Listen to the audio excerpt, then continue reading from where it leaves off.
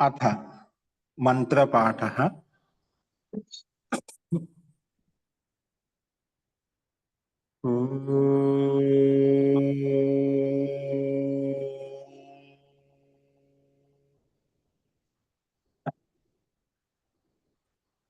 सहनाववतु सहनौ भुनक्तु सह वीर्यं करवावहै तेजस्विनावधीतमस्तु मा विद्विषावहै। ॐ शान्ति शान्ति शान्तिः।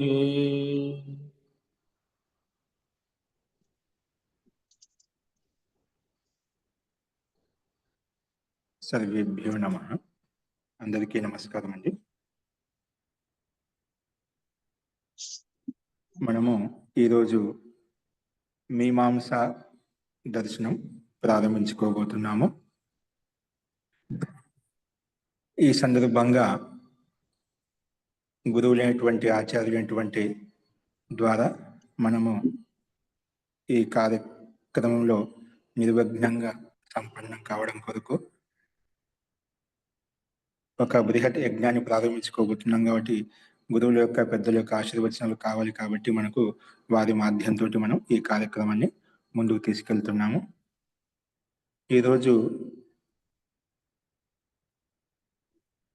ఈ సందర్భంగా మనకు ఆచార్య వారు అంటే ముఖ్యంగా ఆచార్య ప్రదీప్ గారు, అలాగే ఆచార్య సత్యజిత్ గారు, అలాగే బ్రహ్మ విధాన సరస్వతి గారు, అలాగే దోర్బల ప్రభాకర్ శర్మ గారు, ఈ నలుగురు విద్వాంసులు మనకు మార్గదర్శనం చేస్తారు. వీరు పరిచయం యథాసంభవం మీకు నేను చేస్తాను.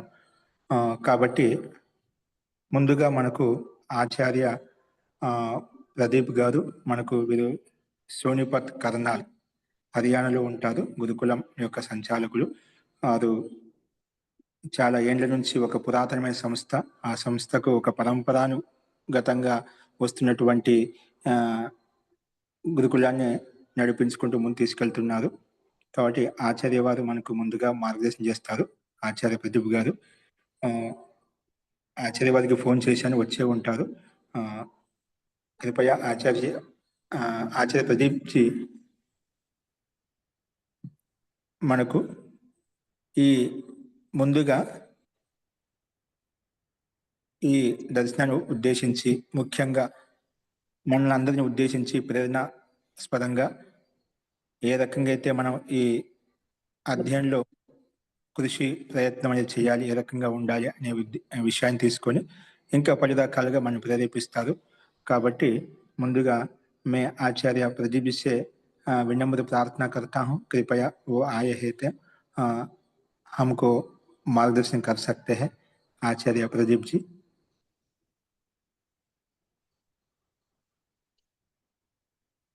మహోదయ ఇంకా ప్రదీప్ గురువు గారు రాలేదు మహోదయ, సత్యజిత్ గురువు గారు వచ్చారు.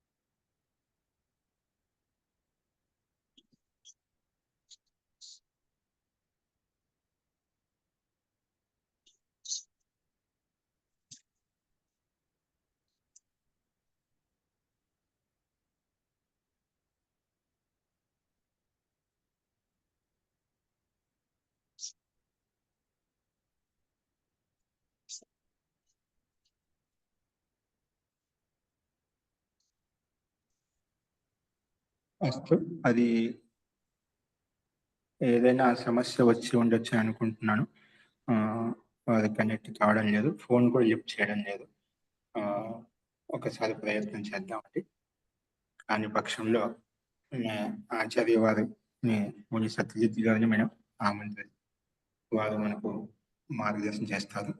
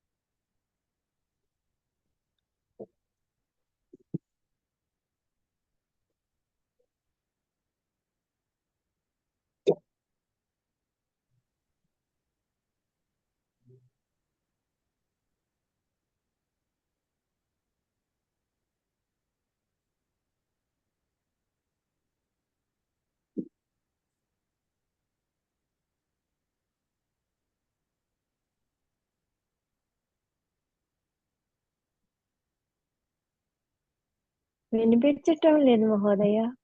ఈ ఒక్క నిమిషం అండి, ఇప్పుడు వినిపిస్తుందండి?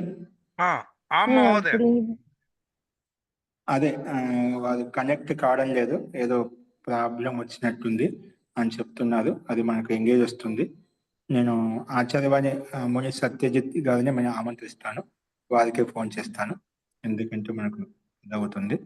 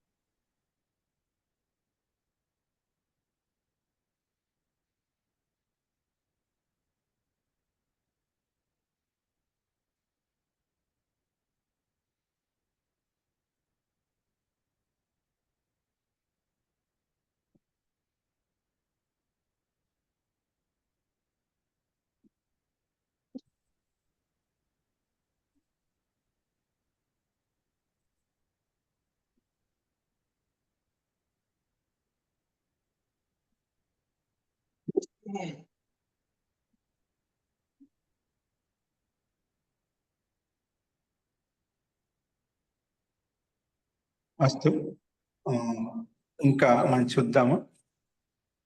వారి ప్రయత్నంలో ఉన్నారు. మనమైతే ఇప్పుడు మనకు గురువు గారు ఉన్నారు, స్వామి బ్రహ్మ విధాన గారు వస్తారు, ప్రభాకర్ గారు ఇక్కడ ఉపస్థితిలో ఉన్నారు. మన ఆచార్య వారు ముని సత్యజిత్ గారు, వారి యొక్క ఉద్బోధన ఉంటుంది మనకు. వారు మీకు హిందీలో చెప్తారు, దానికి మీకు అర్థం కానిది నేను తర్వాత అనువాదం చేసి చెప్తాను. మీకు ఏమైనా సందేహాలు అటువంటివి ఉన్నా కూడా మన తర్వాత మీకు ఎక్స్ప్లెయిన్ చేసి చెప్తాను. ఇప్పుడైతే మనం మామూలుగా వారు చెప్పింది వినటానికి మనం ప్రయత్నం చేద్దాము.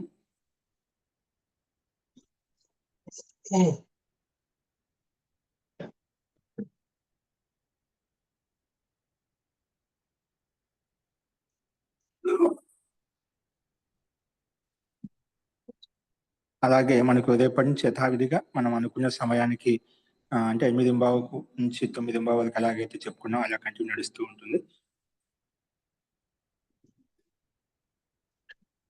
नमस्ते जी। जी नमस्ते। आचार्य जी उपस्थित हुए हैं। नमस्ते जी। नमस्ते आचार्य नमस्ते। जी से विनम्र प्रार्थना है, कृपया फिर से आचार्य रखो। प्रदीप जी नहीं जुड़ पा रहे आचार्य जी। कृपया आप अच्छा, ले सकते हैं। फोन पे मैं कर रहा हूँ, लेकिन वो नहीं हो पाएंगे, जा रहा है। ठीक है, कृपया कोई आप ले बात नहीं। सकते हैं। जी आचार्य जी। हाँ, तो मैंने ये सोचा था 8:30 बजे मेरा होगा। इस दृष्टि से थोड़ा आपकी घंटी आई तो मैं दूसरे कार्य में था। 1 मिनट रुकिए। आपको ठीक से दिखाई दे रहा है, सुनाई दे रहा है? दिखाई दे रहा है आचार्य। हाँ, तो सभी को सादर अभिवादन, नमस्ते जी। तो आज आप लोग मीमांसा दर्शन का प्रारंभ कर रहे हैं, उसके लिए सभी के लिए बहुत बहुत शुभकामनाएं हैं। आर्ष ग्रंथों को पढ़ना बहुत आनंदप्रद होता है। जिनको इसमें रुचि है और जो इस तरह के विचार रखते हैं, जिनका मनोभाव, मानसिक स्थिति ऐसी है, उनको ये बहुत प्रिय लगता है। उनको पढ़ना, बार बार पढ़ना, पढ़ाना, ये बहुत संतोष का कारण बनता है। हाँ, जो समाज या तो अपने परिवार के कार्यों में ऐसे लगे हुए हैं कि जिनके पास समय नहीं है, धन के लिए अधिक लगे हैं, यश के लिए लगे हैं, अथवा और भी कोई प्रयोजन है, परिवार के कार्यों में व्यस्त हैं अत्यधिक, तो प्राय उनकी रुचि ऐसे विषयों में नहीं हो पाती है। कोई कोई होते हैं जो अन्य व्यस्तताएं रखते हुए भी अपनी आंतरिक भावना को अ, ध्यान में रखते हुए और इस ओर प्रवृत्त होते हैं। लेकिन कुछ व्यक्ति होते हैं जिन्होंने अपने जीवन को थोड़ा संयमित किया हुआ है। जितना धन कुछ चाहिए उसके लिए प्रयत्न करेंगे, अवश्य करना चाहिए। साधनों का कोई बाधा है उसे दूर करने का, लेकिन उसको अति विस्तार नहीं देते हैं। बहुत अधिक धन कमाना और अपनी संतानों के लिए, पीढ़ियों के लिए अपने को समाज में बहुत प्रतिष्ठित करना, तो ऐसी कामना वाले व्यक्ति जो अर्थ और काम में आसक्त रहते हैं, उनके लिए धर्म का ज्ञान विहित नहीं है। वो कर नहीं पाते हैं। धर्म के साथ वो न्याय भी नहीं कर पाते हैं, कम कर पाते हैं। तो मीमांसा दर्शन भी इन 6 दर्शनों में बहुत विशिष्ट दर्शन है। बड़ा भी है और कठिन भी है, और इसकी उपयोगिता सीधे सीधे हमारे जीवन में हमारे को प्रतीत नहीं होती है। जैसे कि योग दर्शन पढ़ेंगे तो यम नियम की बात आएगी, आसन प्राणायाम ध्यान की बात आएगी, तो लगेगा इन्होंने कहा है और हमें करना है और इसके ये लाभ है। सीधे हमारे जीवन के साथ में ये जुड़ता है। लेकिन मीमांसा दर्शन सीधे सीधे ऐसे जीवन से नहीं जुड़ता है। मीमांसा दर्शन सीधे जुड़ता है शास्त्रों से, वेद से, कि वहां जो बातें कही गई हैं उनका ठीक तात्पर्य कैसे निकालें। शास्त्र के जिन स्थलों पर संदेह है उसमें संदेह की निवृत्ति कैसे करें, और उसके बाद वो शास्त्र चूंकि जीवन से, अध्यात्म से जुड़ा हुआ है, तो उस रूप में हमारे लिए उपयोगी होता है।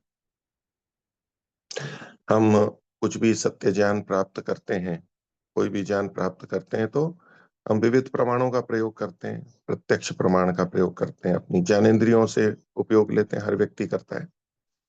लेकिन उसको हम अच्छे से करते हैं तो यही ज्ञानेंद्रियां हमारे लिए उपयोगी होती हैं, बुद्धिपूर्वक करते हैं। फिर शब्द प्रमाण माना गया है शास्त्रों के वचन। तो बहुत से व्यक्ति शास्त्रों के वचनों को पढ़ते हैं, सामान्य रूप से पढ़ते हैं, सामान्य रूप से जो अर्थ किया है वो ले लेते हैं, और यदि वो ठीक है तब तो जीवन ठीक चलता रहता है। लेकिन यदि वो अर्थ भिन्न प्रकार से हो गया है, गलत हो गया है, तो फिर वैसा ही हमारे जीवन में भी आने लगता है, वैसे ही हमारे सिद्धांत और विचार बनते हैं। और ऐसे ही अनुमान प्रमाण है कि अनुमान प्रमाण का भी उचित अनुचित प्रयोग होता है। तो मीमांसा दर्शन प्रत्यक्ष प्रमाण पर आधारित नहीं है, प्रत्यक्ष प्रमाण से संबंधित नहीं है। वो अनुमान प्रमाण से भी युक्त नहीं है, मतलब प्रत्यक्ष भी यहाँ पर नहीं है, प्रत्यक्ष प्रमाण का भी, और अनुमान प्रमाण भी इसका विषय नहीं है। इसका मुख्य विषय है शब्द प्रमाण, आप्तोपदेश, शास्त्र, वेद। वहां क्या लिखा हुआ है और उस लिखे हुए का तात्पर्य वास्तविक क्या है, सूक्ष्मता में जाकर के देखना, समझना और ठीक ठीक अर्थ निकाल लेना। ये विवेचना इसमें की जाती है, इसीलिए इसको मीमांसा भी कहते हैं। विवेचना होती है, जिज्ञासा है उसके अंदर, जानने की इच्छा है। वेदांत दर्शन भी मीमांसा का ही भाग है। ये जिस मीमांसा को आप पढ़ रहे हैं, पढ़ने वाले हैं, वो है पूर्व मीमांसा, और वेदांत दर्शन है उत्तर मीमांसा। हैं दोनों मीमांसा ही। वेदांत दर्शन में उपनिषद आदि के वचनों में जो संदेह उत्पन्न होता है ब्रह्म के बारे में, जीव के बारे में, तो मुख्य रूप से ब्रह्म के बारे में प्रारंभ में चर्चा की गई है, इसका वास्तविक अर्थ क्या होना चाहिए, इसलिए वो ब्रह्म सूत्र है।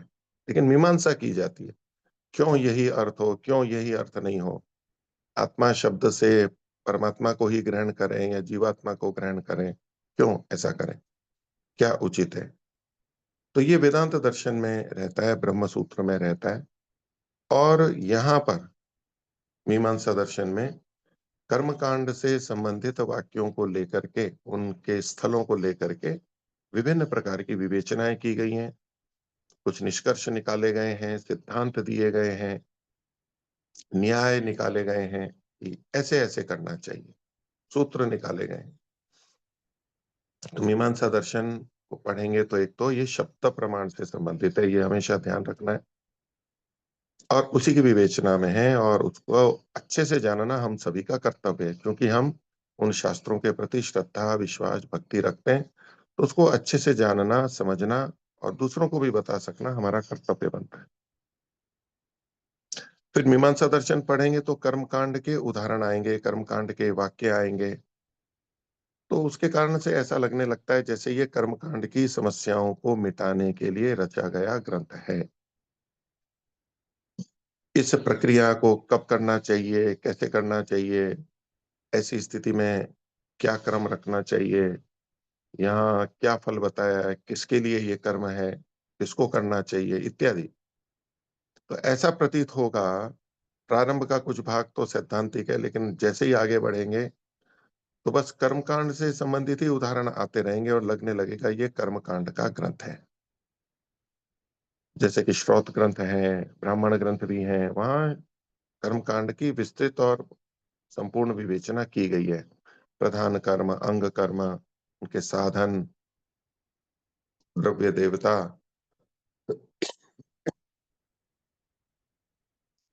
तो ऐसा हमें प्रतीत होने लगेगा, और लोक में भी ऐसा ही प्रचलित हो गया है कि जिनको कर्मकांड में रुचि हो वो मीमांसा पढ़े। किंतु मीमांसा दर्शन वास्तव में वाक्य शास्त्र है, वाक्य की विवेचना, वाक्य की विवेचना करता है कि इस वाक्य का क्या अर्थ है। ये वाक्य शास्त्र है, भाषा शास्त्र है। व्याकरण में पदों के बारे में चर्चा होती है, एक पद, एक शब्द किस अर्थ को रखता है, उसकी प्रकृति क्या है, प्रत्यय क्या है, कैसे बना है, इस शब्द से क्या अर्थ ग्रहण करना चाहिए। कुछ वाक्यों की भी चर्चा होगी जब पद की बात आएगी, शब्द की बात आएगी।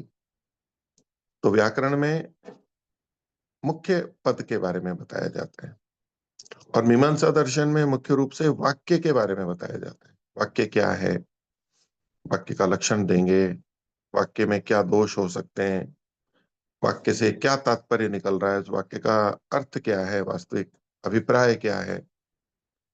क्योंकि जो बात कही जाती है वो सदा शब्दों में या वाक्यों में जो शब्द लिखे हैं उसी पर नहीं रहती, उसको लिखने पर वक्ता कुछ संकेत देना चाहता है। वाक्य का एक होता है सीधा अर्थ, उसको प्रत्यक्ष अर्थ बोलते हैं, साक्षात अर्थ बोलते हैं, अभिधा से आने वाला अर्थ बोलते हैं शब्द का, वाक्य का। और एक अर्थ होता है परोक्ष, आनुमानिक, लाक्षणिक, दूर जो अर्थ निकलता है वो भी वाक्य से ही निकलता है।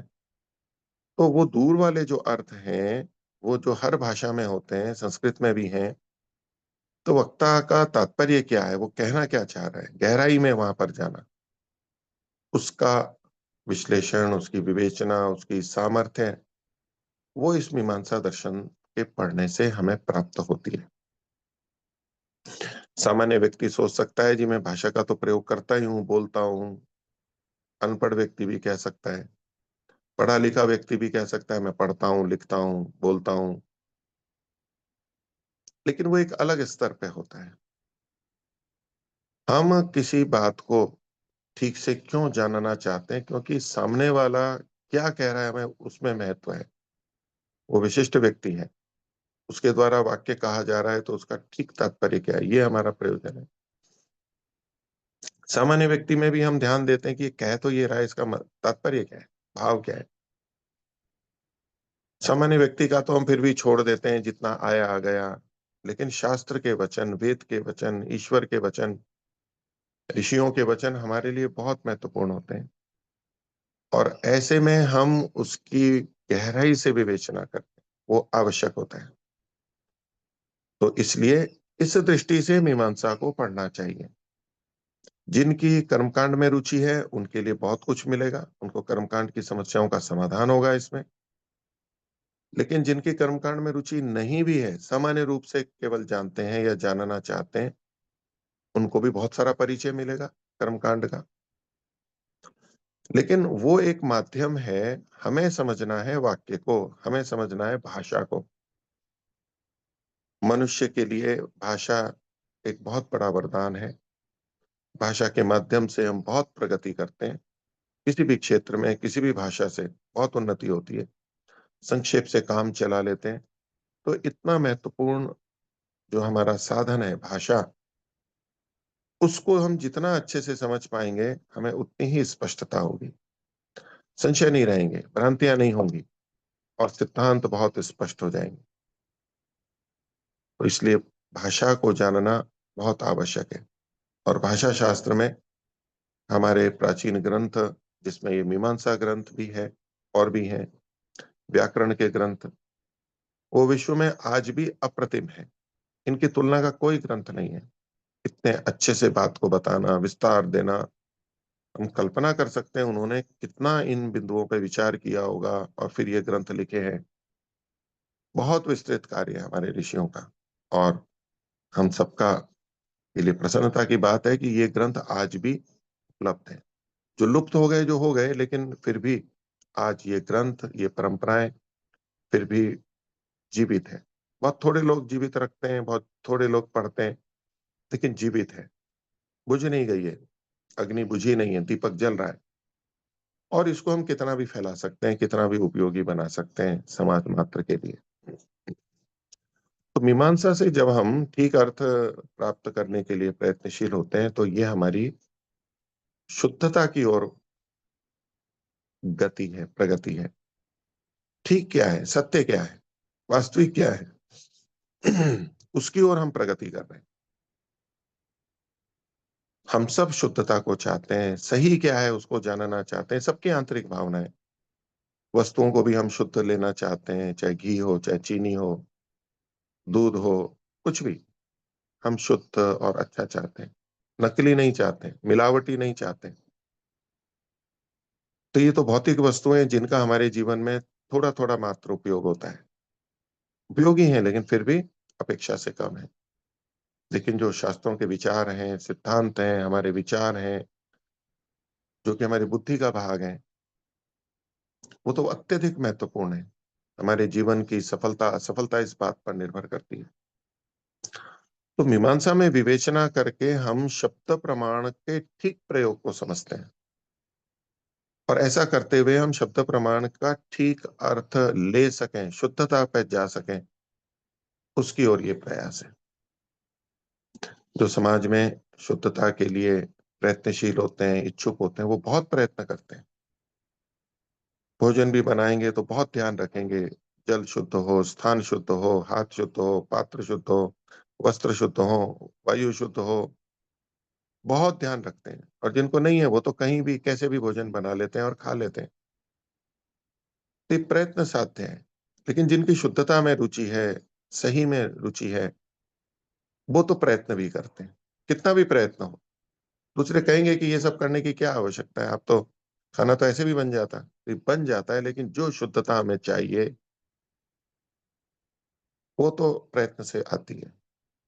और अशुद्ध खाते खाते जो हानियां हो जाती हैं बाद में लंबे समय, उस समय नहीं दिखेंगी, तो हमारे को नष्ट ही कर देगी। तो ऐसे ही ज्ञान, विचार, सिद्धांत की यदि दुष्टता है, हानि है, उसमें गलती है, तो हमारे जीवन को नष्ट कर देगी, वो जीवन को व्यर्थ कर देगी। तो वैसे गुरुजनों की कृपा से, महात्माओं की कृपा से हम बहुत सारे बातों को सही सही प्राप्त कर चुके हैं बिना मीमांसा के भी। लेकिन फिर भी हमें इसमें और क्षमता विकसित करनी है, अपने लिए, दूसरों के लिए, उसका प्रयोग किया जाता है। तो ये शब्द प्रमाण की शुद्धता के लिए है, शुद्धता का प्रयास है।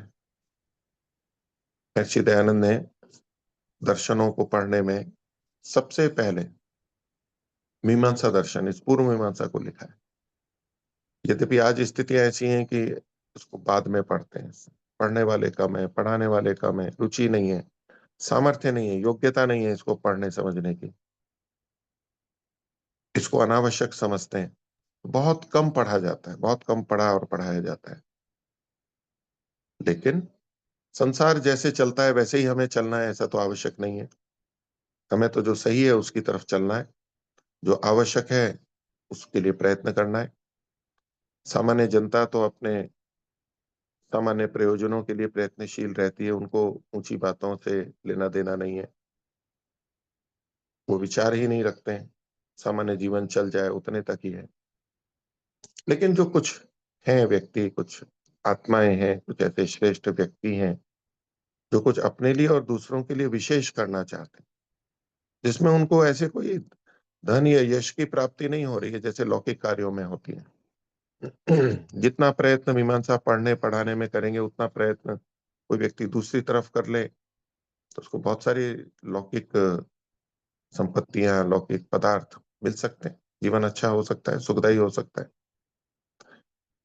लेकिन ये उन प्रयोजनों के लिए नहीं है, क्योंकि बाहर के जो जितनी चीजें हैं उनका अपना प्रयोजन, लाभ, सुविधा कितनी भी हो, लेकिन आंतरिक शुद्धता, आंतरिक विवेक, आंतरिक शुद्ध ज्ञान की जो उपलब्धि है और उससे जो हमें फल मिलते हैं, उसकी तुलना बाह्य वस्तुएं नहीं कर सकती।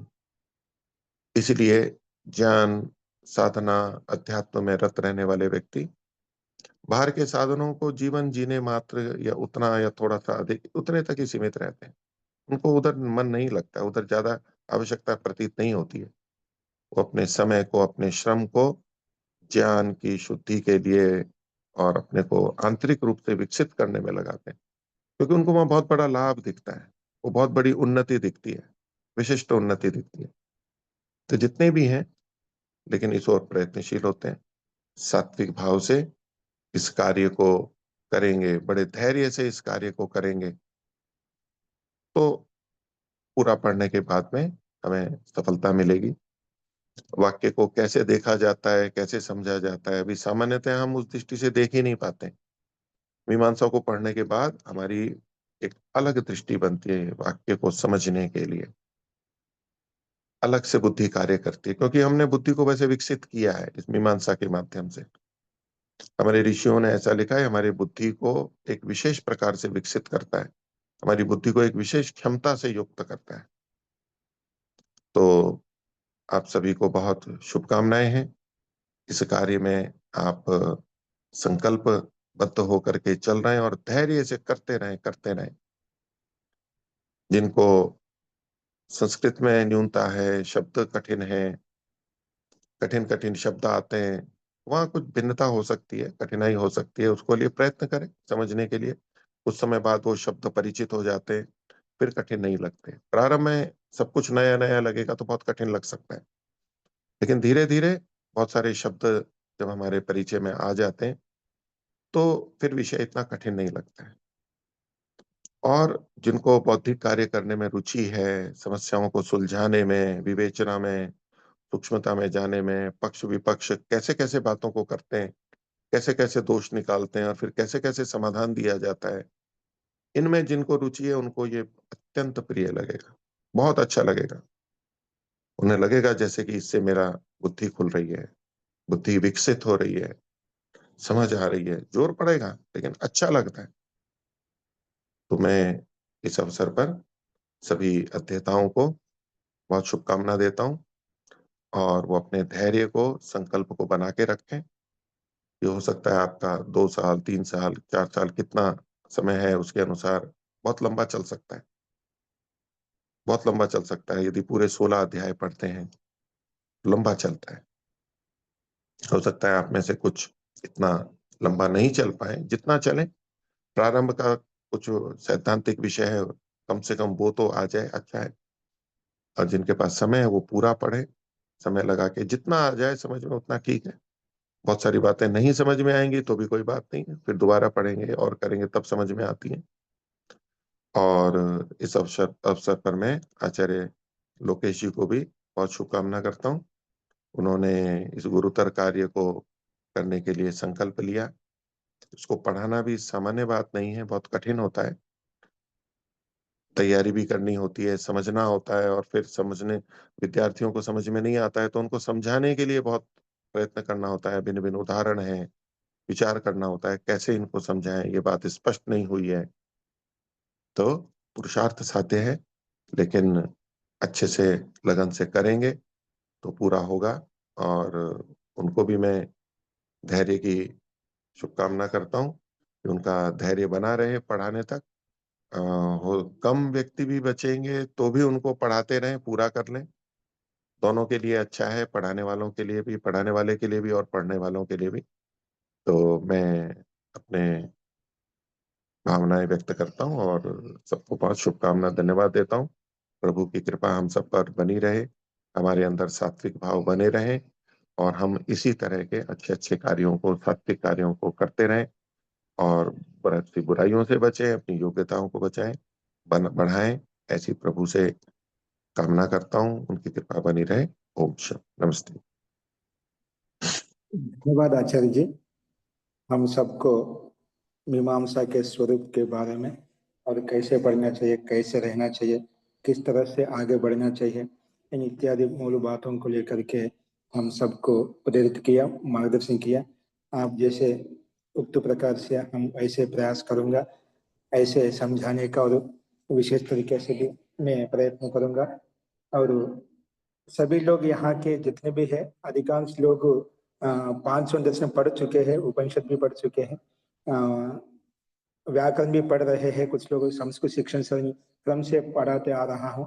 उन सब में प्राय करके अधिकांश लोग संस्कृत के अभिज्ञ व्यक्ति है, जानने वाले व्यक्ति है, इसलिए धैर्य किया। उन लोगों के आग्रह भी था उनकी तरफ से, इसलिए मैं ये साहस उठाया और आप लोगों के गुरुजन के आशीर्वाद के बल से तो इस महत् कार्य को मैं साहस रूप से मैं आगे ले जाऊंगा।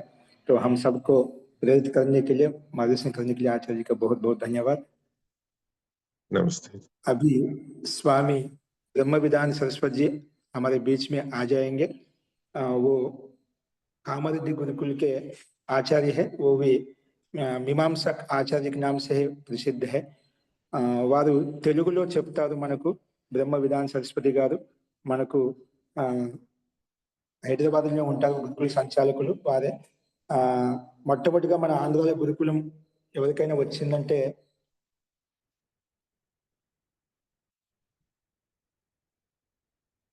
మొట్టమొదటిగా మన वैदिक सिद्धांतों के गुरुकुलों का प्रारंभ करने वाले आचार्य ब्रह्म विधान सरस्वती जी थे। तो वो आकर के हमको मार्गदर्शन करेंगे। अभी जितने भी आचार्य मुनि सत्यजीत जी जो हमको बताए हैं, उन सबको मैं अभी कल मैं आपको यथाविधि मन की पाठ चलेगा तो उनको मैं बताऊंगा, आप लोगों को తెలుగు में అనువాద करके बताऊंगा। అంటే మీకు అందరికీ తెలుగులో అనువాదం చేసి చెప్తాను, మీకు అందరికీ అర్థమవుతుంది। ఇంకా వీటి యొక్క విస్తరణ అనేది మీమాంస యొక్క స్వరూపం, మీమాంస క్यों पढ़ना चाहिए, ఎందుకు చదవాలి, దాని యొక్క ఉపయోగిత ఏంటి, దాని యొక్క ప్రయోజనం ఏంటి, ఇత్యాది విషయంకు ఇత్యాది విషయాలన్నీ ఏవైతే ఉన్నాయో వాటి గురించి మనం చెప్పుకున్నాము। ఇప్పుడు మేడం ఇప్పుడు ఆచార్య వారి తర్వాత मैं स्वामी गानी विनम्र प्रार्थना, स्वामी वार से विनम्र निवेदन है कि वो आकर के कृपया हम सबको मार्गदर्शन करें।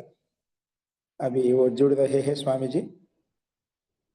మనకు वारी से प्रार्थना है कि वो तेलुगु में हमको बताएंगे, क्योंकि हम తెలుగు వాళ్ళే అధిక జన है, అంటే తెలుగు వచ్చిన వాళ్ళు ఎక్కువగా ఉన్నారు కాబట్టి వాళ్ళు మీమాంసాకి వారిని ఎక్కువగా మన తెలుగులో ప్రస్తావిస్తారు. ఒక్క నిమిషం లైన్లో ఉండండి అందరూ కూడా.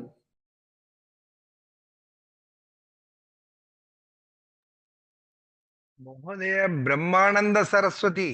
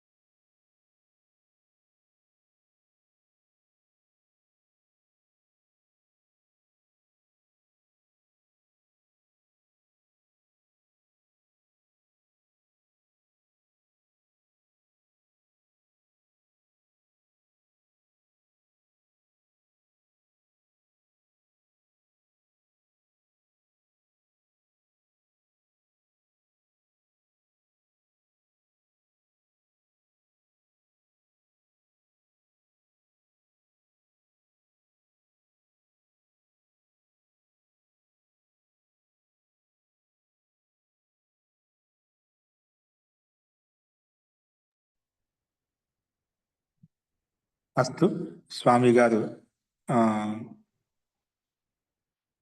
ఇంకో కొద్ది క్షణాల్లో ఇక్కడ ఉపస్థితులు అవుతారు.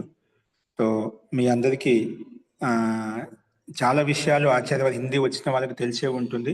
చాలా విషయాలు మీమాంసకి విషయంలో చాలా విషయాలు మనకు ప్రస్తావించారు.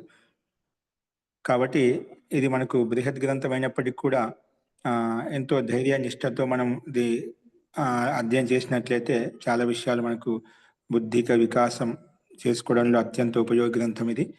ఇది ఎందుకంటే మీమాంస ఆరు అంటేనే మనకు పూర్వమీమాంస ఉత్తరమీమాంస ఒకే శాస్త్రంగా పరిగణిస్తారు.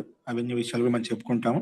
కానీ ఇక్కడ మనకు ముఖ్యంగా దీన్ని రెండు భాగాల కింద చేసుకున్నట్లయితే దాంట్లో పూర్వమీమాంస అనేది ముఖ్యంగా వాక్యాన్ని గురించి బోధిస్తుంది. ఏ విధంగా మనకు వ్యాకరణ శాస్త్రం పదాన్ని బోధిస్తుంది, శబ్దాన్ని తీసుకొని ఏ రకంగా అయితే మనం విశేషంగా ప్రస్తావించుకుంటామో అలాగే ఈ మీమాంస అనేది మనకు వాక్యాన్ని ఆధారం చేసుకొని మనకు ఎలాగ వాక్యార్థ బోధన చేసుకోవాలనే విషయాన్ని మనకు విశేషంగా తెలుసుకోవడంలో అత్యంత సహాయంగా ఉంటుంది. ఇప్పుడు ఎందుకంటే అనేక పదాలు కలిసి ఒక వాక్యం ఏర్పడుతుంది అన్నమాట. ఆ వాక్యాన్ని ఏ రకంగా ఏ విధంగా అర్థం చేసుకోవాలి, ఏ సందర్భం ఎలా తీసుకోవాలనే విషయాన్ని మనకు ప్రస్తావిస్తుంది. ఎందుకంటే మీమాంసా శాస్త్రంలో ఎక్కువగా మనకు వేదానికి వ్యాఖ్యానభూత గ్రంథాలు, బ్రాహ్మణ గ్రంథాలు ఏవైతే ఉన్నాయో ఆ బ్రాహ్మణ గ్రంథాల్లో కర్మకాండకు సంబంధించిన విషయాలు ఉన్నాయో నమస్తే అండి ఏవైతే ఉన్నాయో వాటి విషయాన్ని విశేషంగా మనకు తీసుకొని అక్కడ శంక సమాధాన పూర్వకంగా ప్రస్తావించబడింది. అటువంటి విషయాలను కూడా మనం తెలుసుకుంటాము. స్వామీజీ గారు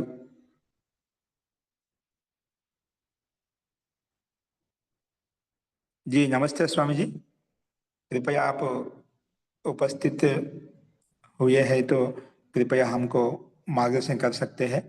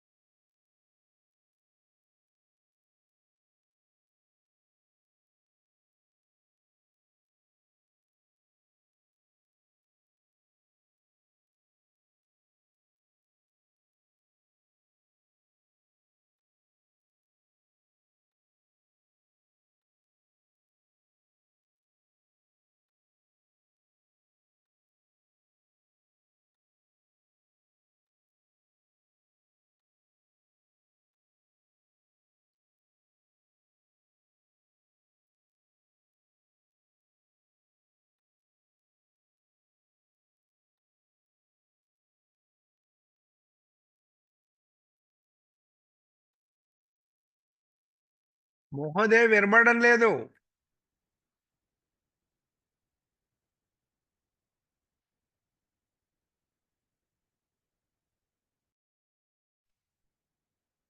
గురువు గారు మీట్లో ఉన్నారు సార్.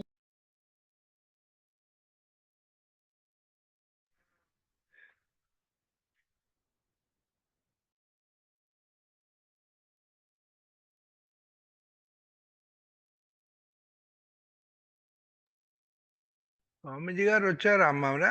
కామరెడ్డి స్వామీజీ గారు వచ్చారా? రాలే కదా. రాలేదు. ఆయన కోసమే మరి ఫోన్ చేస్తున్నారో అదే ఏమో.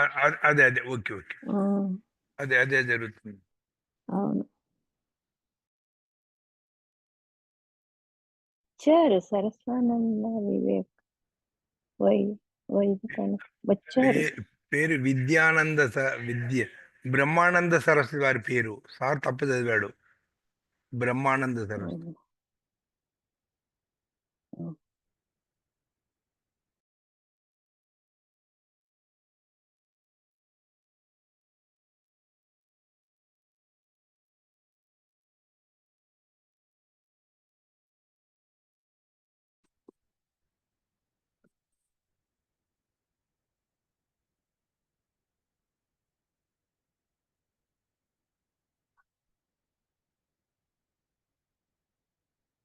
नमस्ते स्वामी जी।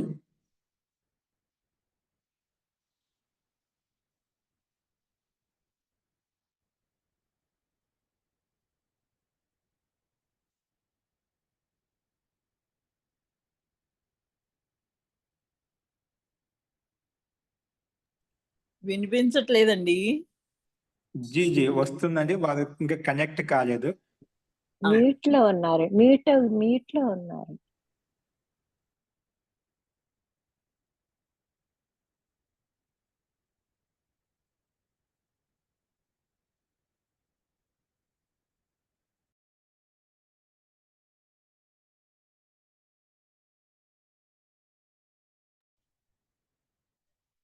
अस्तु।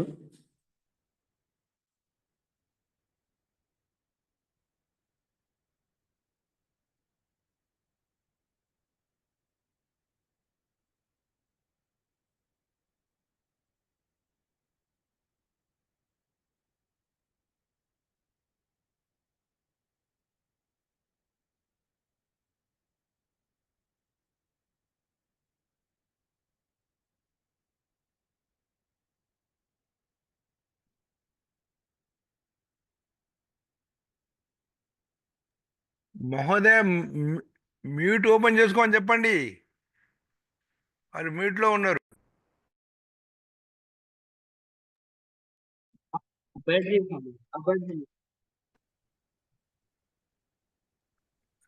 ఇంకా నమస్తే మహోదయ.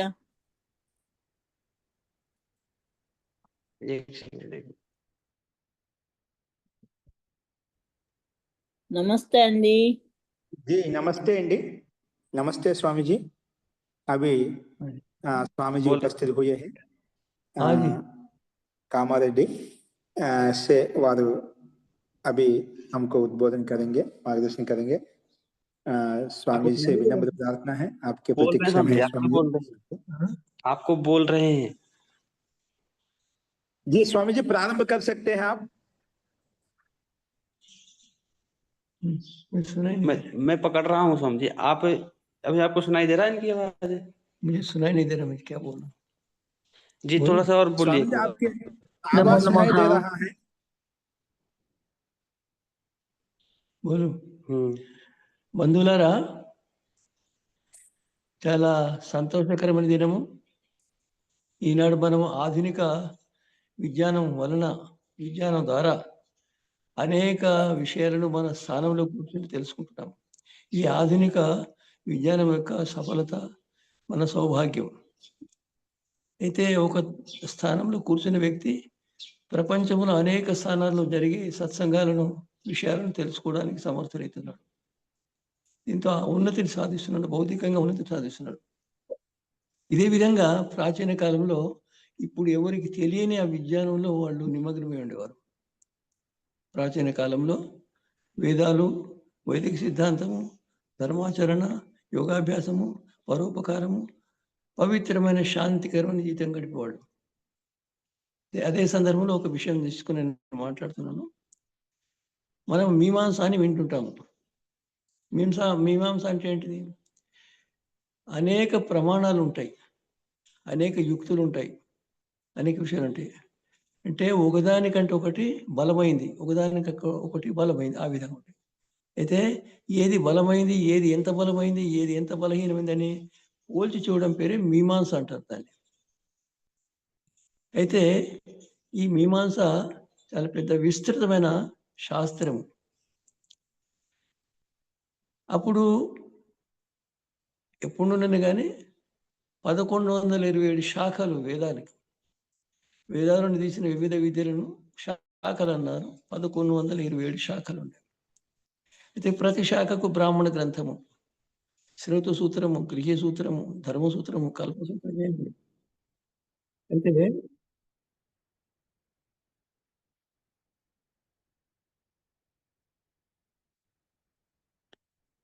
వాటిలో పరస్పరము ఒకదానికొకటి సమానం కనిపించినప్పుడు ఏది బలమైంది, ఏది బలహీనమైంది చూసేది. అయితే అది మీమాంస 2 విధాల. ఒకటి పూర్వ మీమాంస, రెండోది ఉత్తర మీమాంస. పూర్వమీమాంస అంటే మహర్షి జైమిని రచించిన శాస్త్రం. దాంట్లో 2 భాగాలు ఉండే. ఒకటి మీమాంసా శాస్త్రం, రెండోది దేవతాకాండం. దాంట్లో 4 అధ్యాయాలు ఉండే. అవి ఇప్పుడు కనిపించడం లేదు, కొన్ని సూత్రాలు కనిపిస్తుంది. కానీ అది దేవతా విషయంలో ఉండే శాస్త్రము. అది దాదాపు నా దృష్టిలో కనబడకుండా పోయింది అది. ఆ తర్వాత 4 అధ్యాయాలు వేదాంత శాస్త్రము, మహర్షి వ్యాసు రచించిన శాస్త్రము, బ్రహ్మసూత్రాలు అంటారు. దాంట్లో 4 అధ్యాయాలు. అయితే మనము ఇప్పుడు జైమిని రచించిన మీమాంసా శాస్త్రం గురించి ఆలోచిస్తున్నాము. జైమిని రచించిన మీమాంసా శాస్త్రము 12 అధ్యాయాలు ఉన్నది. 3 అధ్యాయంలో, ప్రతి అధ్యాయంలో 4 పాదాలు, కానీ 3 అధ్యాయంలో 8 పాదాలు, 6 అధ్యాయంలో 8 పాదాలు, 10వ అధ్యాయంలో 8 పాదాలు. ఈ విధంగా అనేక రకాల విషయాలను చర్చించడం జరిగింది. అయితే దాంట్లో అధ్యాయాలు అంటే ఒక్కొక్క ప్రకరణం, ప్రసంగం, ఒక విషయం గురించి మాట్లాడే విషయాలు. దాంట్లో దాదాపు 900 విషయాలు పూర్ణంశం. అంటే అన్ని రకాల వాక్యాల గురించి, దాంట్లో అన్ని విషయాల గురించి ఆలోచించబడి, ఒక ప్రకరణంలో ఒక సూత్రం ఉంటే ఒక ప్రకరణంలో 10 సూత్రాలు ఉంటాయి. అయితే ఆ విధంగా ఒక్కొక్క విషయాన్ని పరిశీలించి నిర్ణయం చేయడానికి ఉండేది ప్రకరణం అంటారు. అయితే దాంట్లో దాదాపు 900 ప్రకరణాల్లో 900 రకాల విషయాల గురించి ఆలోచించబడే అని అర్థం. అయితే మీమాంసా శాస్త్రంలో 2700 కంటే మించిన సూత్రాలు ఉన్నాయి. మిగతా 5 శాస్త్రాల్లో 2100 పైన ఉంటే దీంట్లో 2700 పైన ఉన్నాయి. అంటే దానికంటే 1.5 రెట్లు ఎక్కువ ఉన్నదని అర్థం.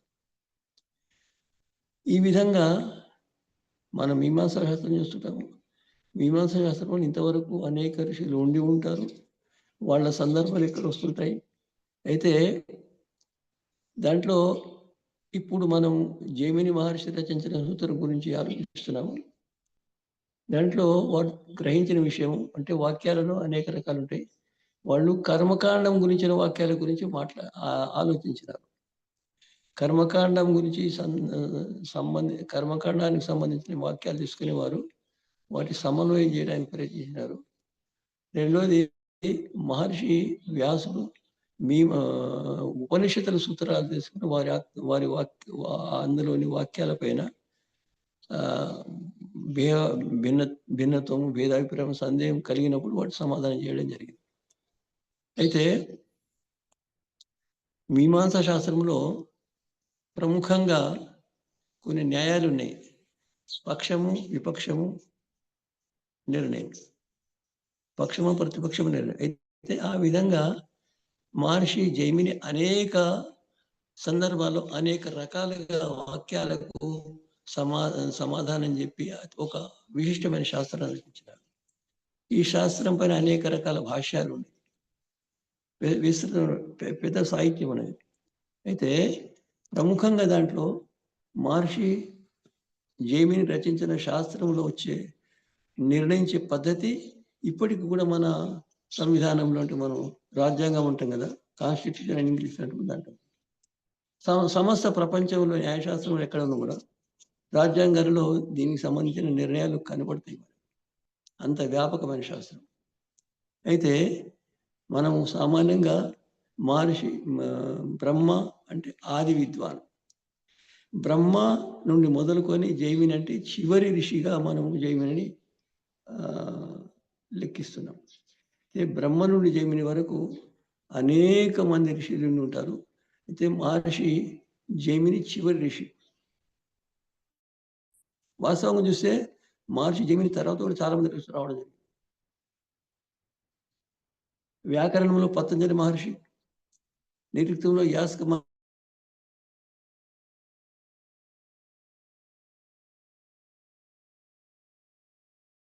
సాహిత్యాన్ని అందించగా వేద శాఖల పైన, శ్రవత సూత్రాల పైన, గేయ సూత్రాల పైన, కల్ప సూత్రాల పైన ఉండే విషయాలను తీసుకొని మహర్షి జైమిని రాశారు. దాన్ని నేను 2 ఉదాహరణలు చెప్తాను. ఒకటి ఏంటంటే బహుదక్షిణ, సర్వస్వ దక్షిణ. అంటే ఒక యజ్ఞం ఉంటుంది, దాని పేరు సర్వస్వ దక్షిణ. అంటే దక్షిణగా ఉండే విషయం బహుదక్షిణ, సర్వస్వ దక్షిణ. అయితే ఆ యజ్ఞం పేరు సర్వస్వ దక్షిణ. దాంట్లో ఏముంటుందంటే ఒక విధమైన యజ్ఞం ఉంటుంది, కర్మకాండం. దాని పేరు సర్వస్వ దక్షిణ. సందేహం. సర్వస్వ దక్షిణ అంటే ఏమిటిది అంటే అతడు తన సర్వస్వాన్ని దక్షిణగా ఇవ్వాలి అని అర్థం. సర్వస్వం సరికి అనేక రకాలుగా సందేహాలు వస్తాయి, సంశయాలు వస్తాయి, సమాధానం కావాలి. ఆ విషయాన్ని మహర్షి జైమిని తీసుకుని సమాధానం చెప్పాడు. ఒకటి అంటే సర్వస్వ దక్షిణ అంటే అతని మొత్తం అంటే ఎక్కడ, ఒకటి భూతకాలం, ఒకటి వర్తమానం, భవిష్యత్ కాలం. అంటే 3 కాలాల్లో సంపాదించిన ధనమంతా ఇవ్వడం, దాని పేరు సర్వదక్షిణ కాదు. ఇప్పుడు పూర్వం మొదలు సంపాదించిన ధనం ఉన్నదా లేదా అది తెలియదు, తర్వాత ధనం సంపాదించడా లేదా ఏమైతే తెలియదు, దాన్ని దక్షిణగా ఎట్లా ఇస్తాడు? సరే కాదు. మరి ఎట్లా? సర్వస్ అంటే ఇప్పుడు వర్తమానం ఉన్న దాంట్లో సర్వస్ దక్షిణ ఎట్లా ఇస్తాడు? అది సంపాదించిన మొత్తం దక్షిస్తే అతను జీవించాడు ఎట్లా? కాబట్టి దాంట్లో ఏమన్నారంటే సర్వస్ దక్షిణ అంటే ఏ యజ్ఞంలో అతడు ఇవ్వాలనుకున్నాడు దక్షిణ, దాంట్లో ఏమాత్రం కొరత లేకుండా ఇవ్వడం సర్వస్ దక్షిణ. అతడు ఎంత దక్షిణ ఇవ్వాలనుకున్నాడు దాంట్లో ఆ యజమానుని మనసులో భేదాభిప్రాయం రాకుండా, సందేహం రాకుండా, అజ్ఞానం ఆవరించకుండా అతడు దాన్ని స్పష్టమైన శుద్ధమైన మనసుతో ఎంత ఇవ్వాలనుకున్నా అంత దాంట్లో పొరపాటు చేయకుండా, మోసం కాకుండా ఇవ్వడం సర్వ ఒకటి. రెండోది అంటే సహస్ర సంవత్సర ఇష్టి. సహస్రం అంటే 1000 సంవత్సరాలు ఇష్టి అంటే 1000 సంవత్సరాల వరకు చేయవలసిన యజ్ఞము. ఇది సహస్ర సంవత్సర ఇష్టి. ప్రశ్న వచ్చింది, సహస్ర సంవత్సరం అంటే 1000 సంవత్సరాలు జీవిస్తారా? జీవించరు. మరి ఎట్లా అంటే ఎక్కువ 400 సంవత్సరాలు జీవిస్తారు మనిషి. మరి సహస్ర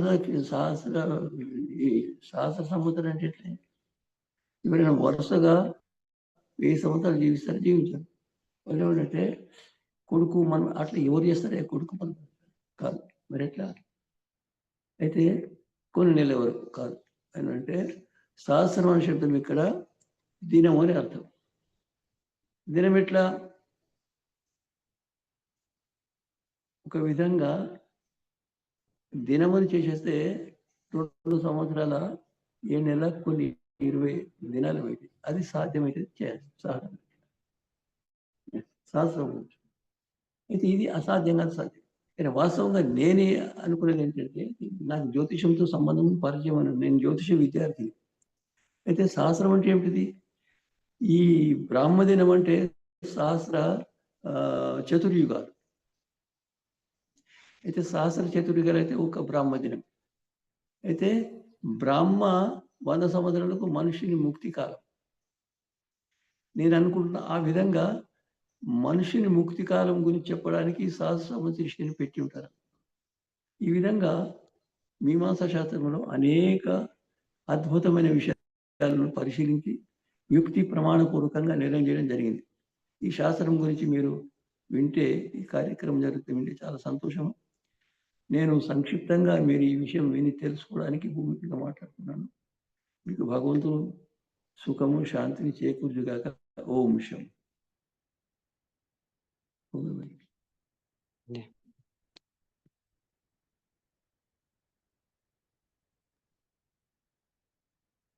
धन्यवाद स्वामी जी। मेरे आगे तो और बाद में बात करेंगे। वो स्वयं करेंगे। ठीक है। धन्यवाद स्वामी जी। तो हम सबको అందరినీ మీరు తెలుగులోనే మాకు చక్కటి సందేశాన్ని అందించారు, ప్రేరేపించారు. ఈ విషయంలో మీరందరికీ బాగానే అర్థమై ఉంటుంది. ఎవరికైనా అందరూ మాతృభాష తెలుగు కాబట్టి ఇబ్బంది లేదు. కాబట్టి మనం స్వామి గారు చెప్పిన ప్రకారంగా వాటి విషయాలను మనం గుర్తుంచుకొని తదవిధంగా మనం ఆచరించినట్లయితే మనం కూడా ఈ మీమాంస దర్శనం యొక్క ఉన్నత్యాన్ని తెలుసుకొని మనం జీవితంలో దాన్ని ఏ రకంగా మనం వాక్యార్థాన్ని అర్థం చేసుకొని వేదాంగాలు ఏవైతే ఉన్న వైదిక వాంగ్మయం, ముఖ్యంగా ధర్మ సిద్ధాంతం, బ్రహ్మ సిద్ధాంతాన్ని అర్థం చేసుకుని మీమాంస శాస్త్రం అయితే ఉందో అవన్నీ కూడా మన సూక్ష్మ విషయాలను అర్థం చేసుకోవడంలో ఇది మహత్వపూర్ణ భూమిక రూపంలో మనకు ఈ శాస్త్రం మనకు ప్రేరేపిస్తుంది. కాబట్టి ఇటువంటి విషయాలన్నింటినీ కూడా మనము చక్కగా మనం నిరంతరంగా ధైర్యంగా మనం ప్రయత్నం చేసినట్లయితే ఇవన్నీ కూడా మనకు బోధపడతాయి. సో స్వామివారు అనేక విషయాలు మనకు ప్రస్తావించారు తెలుగులో. ఇక అవి నేను వ్యక్తం చేయడం లేదు, అంతా ప్రత్యక్షంగా ఉన్నారు కాబట్టి. సో స్వామీజీ గారు ప్రార్థన మాత్రం చేత మమ్మల్ని అందరినీ అనుగ్రహ మాత్రం చేత పిలువగానే వచ్చి మమ్మల్ని ఆశీర్వదించినందుకు, ప్రేరేపించినందుకు స్వామి గారికి బహుత్ బహుత్ ధన్యవాదాలు. సో అలాగే మాకు ఎందుకంటే మీమాంస శాస్త్రానికి మీరు అన్ని తెలిసిన వారు కాబట్టి మధ్య మధ్యలో కూడా మీ అవసరం ఉంటుంది మాకు. నేను మధ్య మధ్యలో కూడా స్వామి గారిని ఆహ్వానిస్తాను. కృపయ అయితే మాకు ఎక్కడ సందేహాలు ఉన్నప్పుడు కూడా మీరు ఇలాగే వచ్చి మాకు మార్గదర్శనం ఇవ్వాలని చెప్పి స్వామి గారితో విన్నమ ప్రార్థన. तो धन्यवाद स्वामी जी మరొకసారి. तो मेरे तो हो गया। हाँ जी ठीक है, निकल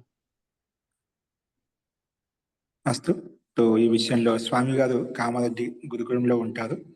మొట్టమొదటిగా మనం చెప్పాను మన తెలంగాణలో ఆదర్శ గురుకులం అంటే ఏదైనా ప్రారంభించబడింది, వారి ద్వారా ప్రారంభించబడింది.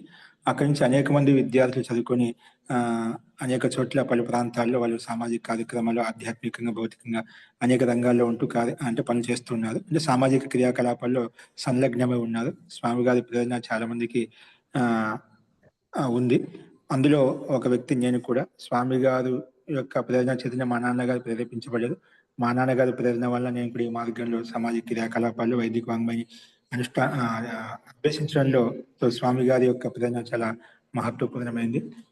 స్వామి గారికి మనము ఈ రకంగా వాళ్ళు నిస్వార్థంతో ఉంటూ అనేక మందికి కేవలం విద్యార్థుల యొక్క విజయమనే వాళ్ళు లక్ష్యంగా తీసుకుని వాళ్ళని అన్ని రకాలుగా ఎప్పుడు ఫోన్ చేసినా కూడా సహాయంగా ఉంటూ ఏ విషయంలో కూడా తత్పరంగా ఉండి మార్గదర్శనం చేస్తూ ఉంటారు.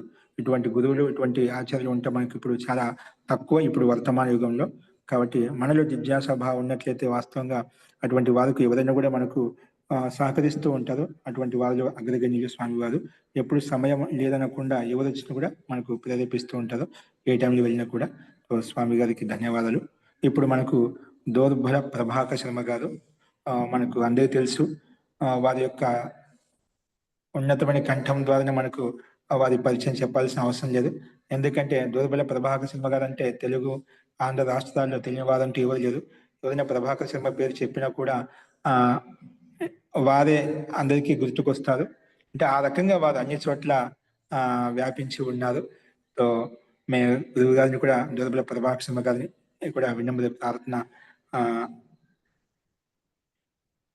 పూర్వకంగా ఆహ్వానిస్తున్నాం. కృపయ ఆ, ఆ, గురువుగారు మీరు కూడా మమ్మల్ని ఈ మీమాంసా దర్శనాన్ని ఉద్దేశించి అన్ని రకాలుగా, ఎందుకంటే నేను ఎక్కువ గురుగారి నుంచి నేర్చుకునేది ఏంటంటే ఆయన ఆబాల వృద్ధం, వారు ఏం చెప్పినా కూడా చిన్నపిల్లల నుంచి వృద్ధుల వరకు అన్ని జోడించి అనుభవాత్మకమైన విషయాన్ని ప్రబోధిస్తూ ఉంటారు. వారు శాస్త్రంలో ఏవైతే తథ్యాత్మకంగా చెప్పబడిన విషయాలు ఏవైతే ఉన్నాయో లౌకిక దృష్టాంతాల మాధ్యంతో అతని వ్యవహారంతో చాలా మంది ప్రేరేపిస్తుంటారు. అందుకే ఆబాల వృద్ధం గ్రహించేటువంటి విషయాల్ని కూడా గురుగారు ప్రస్తావిస్తుంటారు. కాబట్టి मैं गुरु గారిని కూడా ప్రార్థిస్తున్నాను, कृपया हम सबका मार्गदर्शन करें, ऐसे विनम्र प्रार्थना है। जय जय।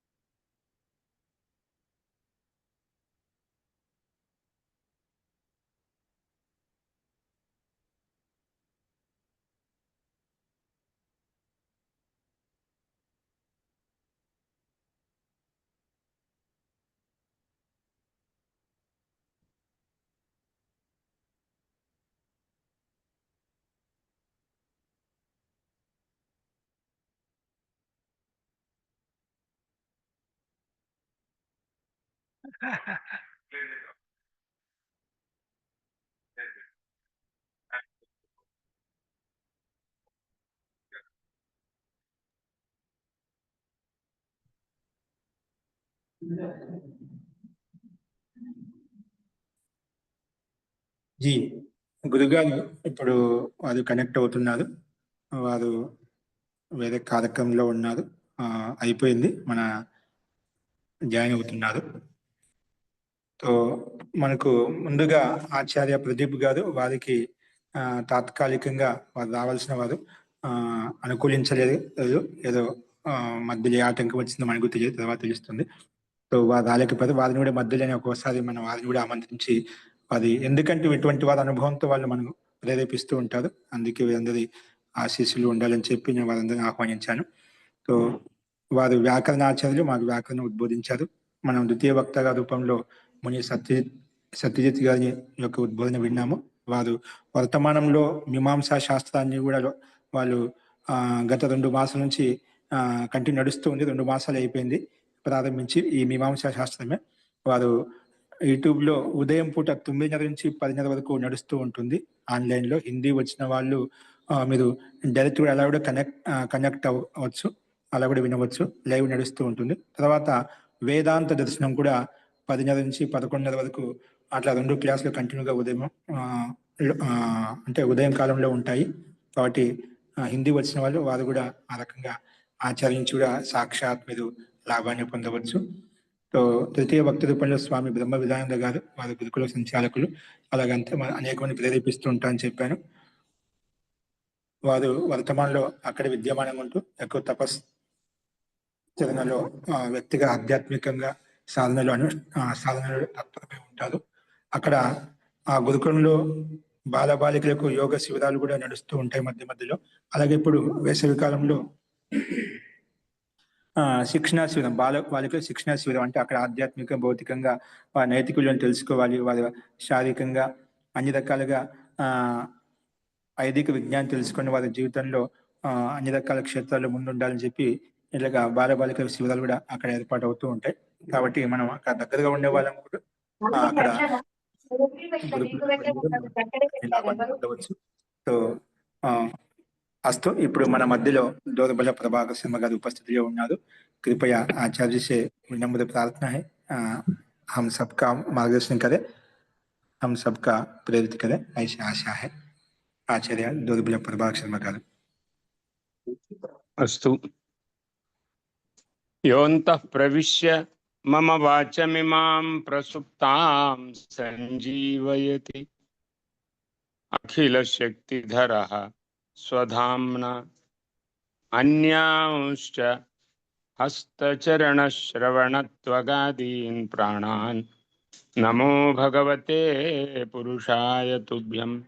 या सत्संस्कृति संप्रदाय जननी, या सर्वविद्या प्रसूः, या देशस्य जनस्य सर्ववचसाञ्च ऐक्यप्रदानोद्यत या वेदोपनिषत्पुराणचय सत्काव्यश्रिया राजते सा भाषाद्युसदां सदा विजयताम् आचन्द्रतारारुणम् रत्नाकराधौतपदां हिमालयकिरीटिनीं ब्रह्मराजर्षिरत्नाढ्यां वन्दे भारतमातरम् वन्दे भारतमातरम् स्वधाम्ना काण्डेन प्रतिहत तमस्काण्डमनिशम् सुधा सद्र्यकुदृभ्याम् अनित विनयुच्छात्रनिकरम् मुधा कुर्वत् श्रेष्ठ प्रतिभटवचो हेतुरहितम् निधायान्तर्वन्दे हयवदनरूपम् हृदि गुरोः श्रुतिस्मृतिपुराणानाम् आलयं करुणालयं नमामि भगवत्पादशङ्करं लोकशङ्करम् नारायणसमारम्भां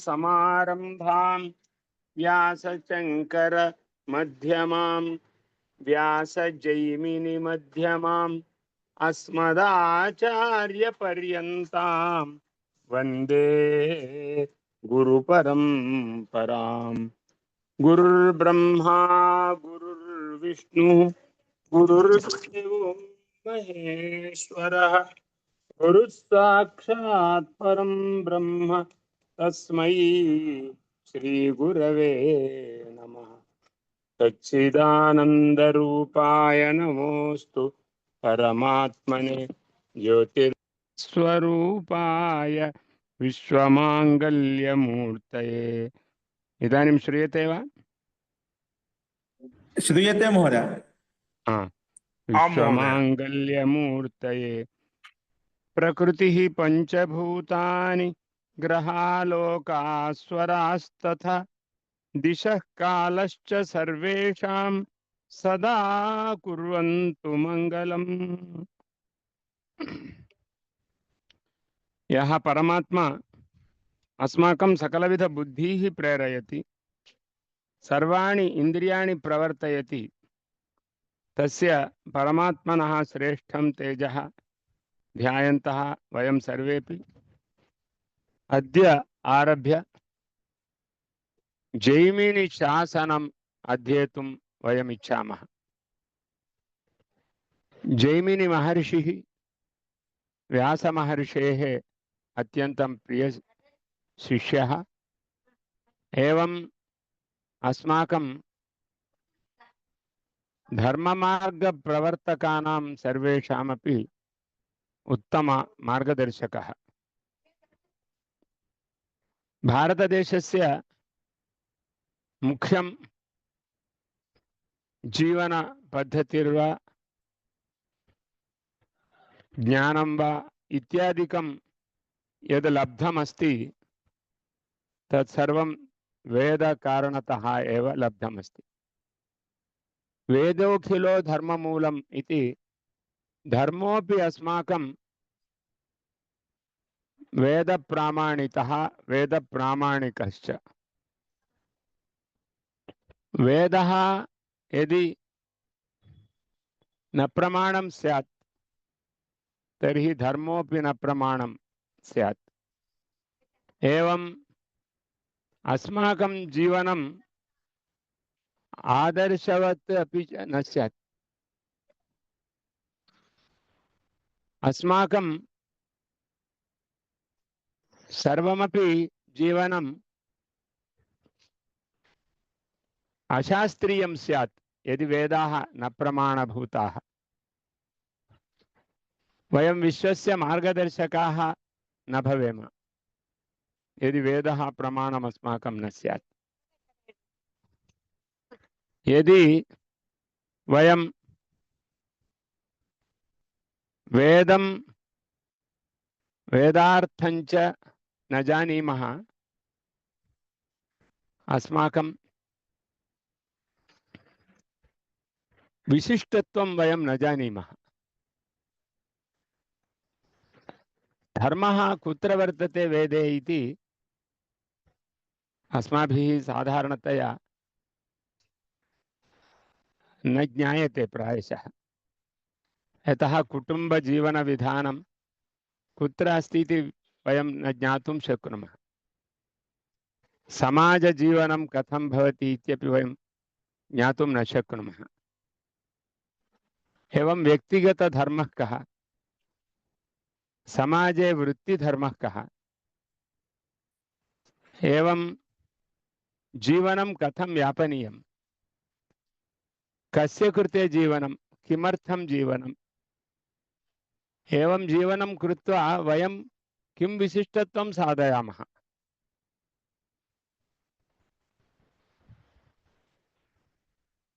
अस्माकं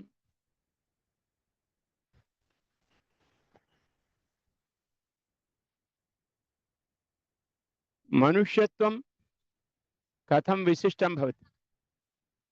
కొత్తపేట అని చెప్పు. अस्माकं जीवनं कथम् इति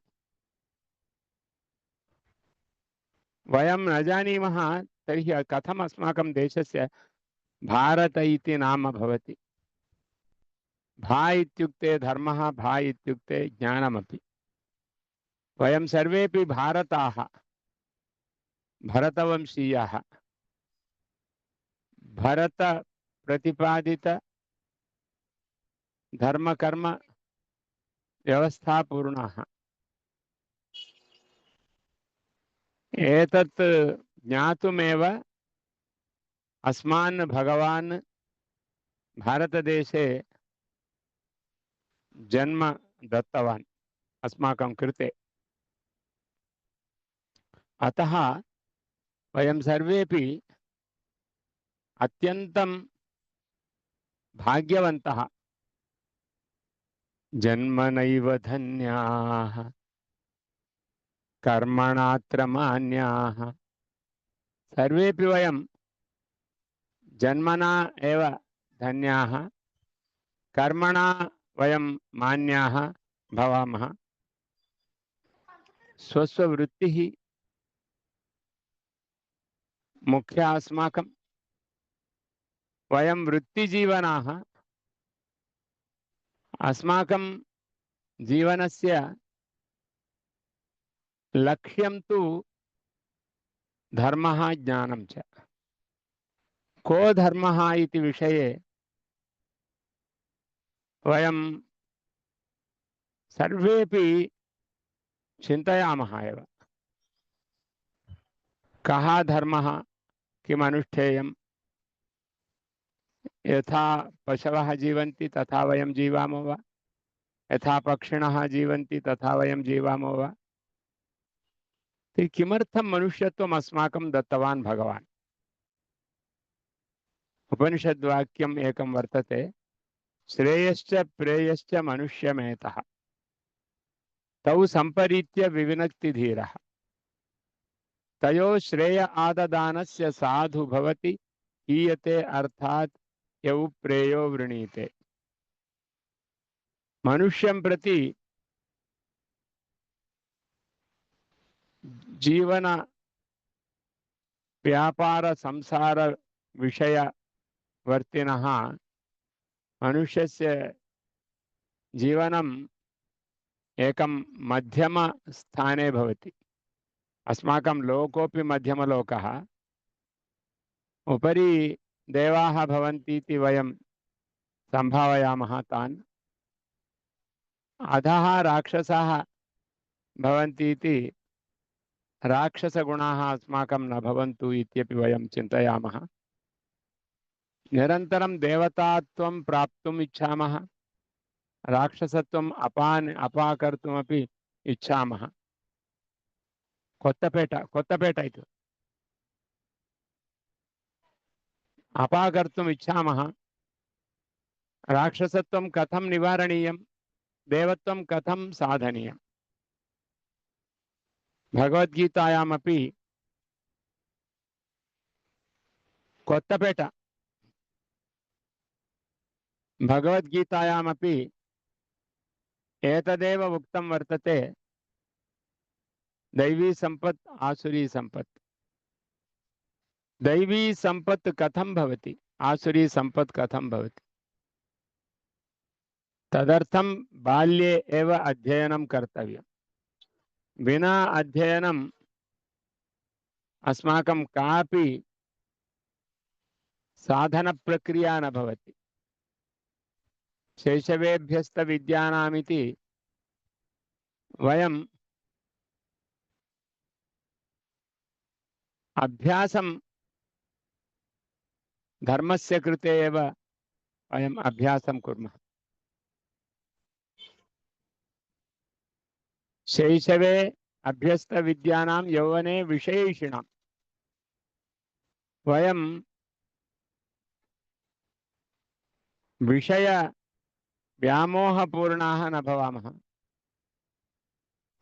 विषयस्य विरोधिनः अपि न भवामः।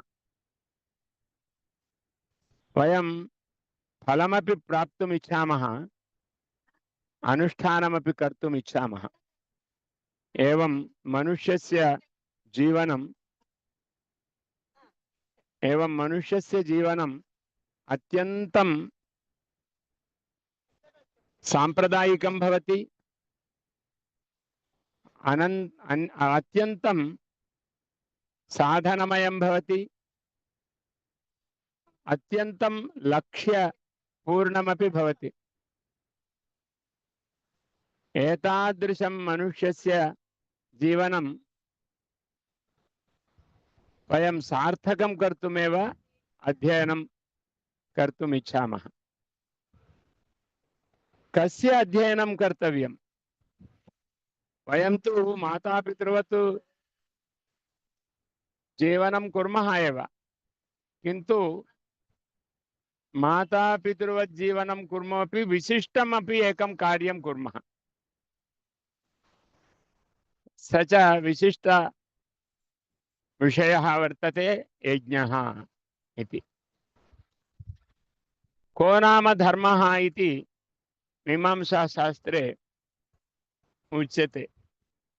यागादिरेव धर्मः। अनिवार्य धर्माः भवन्ति सर्वेषां। यथा मनुष्यत्वम् अनिवार्यं, पशूनां पशुत्वम् अनिवार्यं। सर्वेषां तत्तद्धर्माः भवन्ति, ते अनिवार्य धर्माः। एवं अस्माकं व्यक्तिगताः जीवनधर्माः अपि सन्ति। वृत्त्या विना वयं जीवनं कर्तुं न शक्नुमः। कापि वृत्तिर्भवेत्, एका वृत्तिः श्रेष्ठा, एका वृत्तिः अश्रेष्ठा इति कापि नास्ति। सर्वापि वृत्तिः स्वजीवनार्थम् इति चिन्त्यते, किन्तु वस्तुतः सर्वापि वृत्तिः स्वजीवनवृत्तिद्वारा परोपकरणं कर्तव्यम् इत्येव मुख्यं भवति। अतः परोपकरणं विना कापि वृत्तिर्नास्ति। अस्माकं स्वीयवृत्तिः इत्युक्ते एषा नीचवृत्तिः, एषा उन्नतवृत्तिः इति कापि न भवति। वयं तामपि वृत्तिं श्रद्धया यदि कुर्मः तदैव परेषां कृते यदि वयं चिन्तनं कुर्मः स्वस्यापि सम्यक् लक्ष्यं सिद्ध्यति। अतः स्वलक्ष्यस्य साधनार्थं परलक्ष्यं किमित्यपि वयं जानीमः। परे यथा जीवन्ति तथा वयमपि जीवामः। वयं यथा सुखं जीवितुम् इच्छामः, परेपि सुखं जीवनम् इच्छन्तु इति अस्माकम् एकं लक्ष्यं भवति। अतः जीवनवृत्तेः गौरवमपि अस्माभिः सर्वदा सम्भावनीयम्। कापि वृत्तिः नास्ति तर्हि सः जीवनं कर्तुमपि अयोग्यः इति वयं चिन्तयामः। अतः वृत्तिकरी च या पद्धतिः अस्ति अस्माकं धर्मस्य एकः भागः, तत् वस्तुतः अस्माकं जीवनार्थः न, परजीवनार्थः। यथा वस्त्रं नास्ति परः मनुष्यः जीवनं कर्तुं न शक्नोति, यथा सुवर्णम् आभरणं नास्ति चेदपि मनुष्यः अन्यः जीवनं कर्तुं न शक्नोति, अन्नं नास्ति चेदपि अन्यः जीवनं कर्तुं न शक्नोति, गौः क्षीरं न ददाति तर्हि अन्यः जीवनं कर्तुं न शक्नोति। एते सर्वेपि भिन्नभिन्नवृत्तयः याः भारतीयाः प्रकटिताः ताः सर्वेपि सेवाधर्माः इति उच्यन्ते। एताः जीवनवृत्तयः स्वस्य जीवनार्थमिति इदानीं परिवर्तितवन्तः वयं। पूर्वं धनं किमपि नापृन्, अहं सेवां करोमि मम धनं दातु इति न अपृच्छत् पूर्वम्। इदानीमपि न पृच्छति, यतः शतरूप्यकाणि भवत्कृते दत्तानि इति लेखनसम्प्रदायः आगतः, प्रेषणसम्प्रदायः आगतः। धनमस्ति इति भावना एव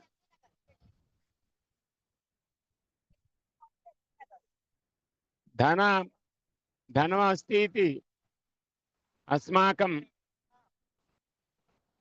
धनमस्ति इति यत् अस्माकम् अभिमानः, सः लिखित्वा वित्तकोशद्वारा प्रेषयति, अस्ति आगतं धनम् इति वयं चिन्तयामः।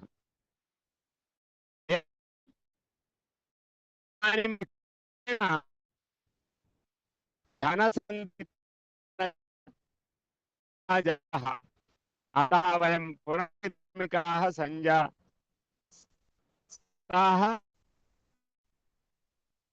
संजानाश्च। एवं विशिष्टः एकः धर्मः वर्तते, यागतिः धर्मः। मनुष्यस्य देवसम्बन्धकल्पनं, परमपुरुषसम्बन्धकल्पनं कर्तुं यः अपूर्वः अयं यागः भविताय भगवता अपि प्रशंसितः।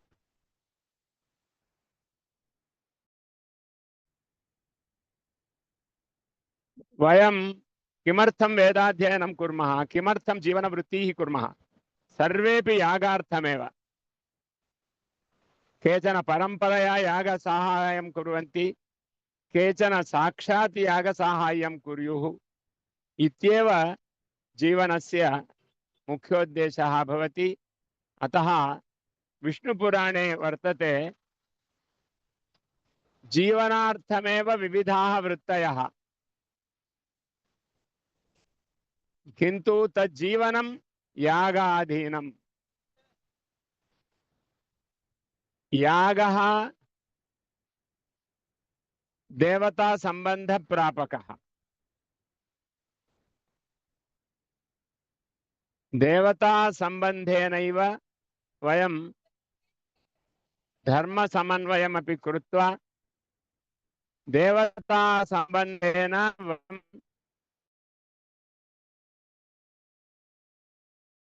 जीवनं कुर्मः। अत एव भगवान् वदति, सह यज्ञाः प्रजा सृष्ट्वा पुरोवाच प्रजापतिः।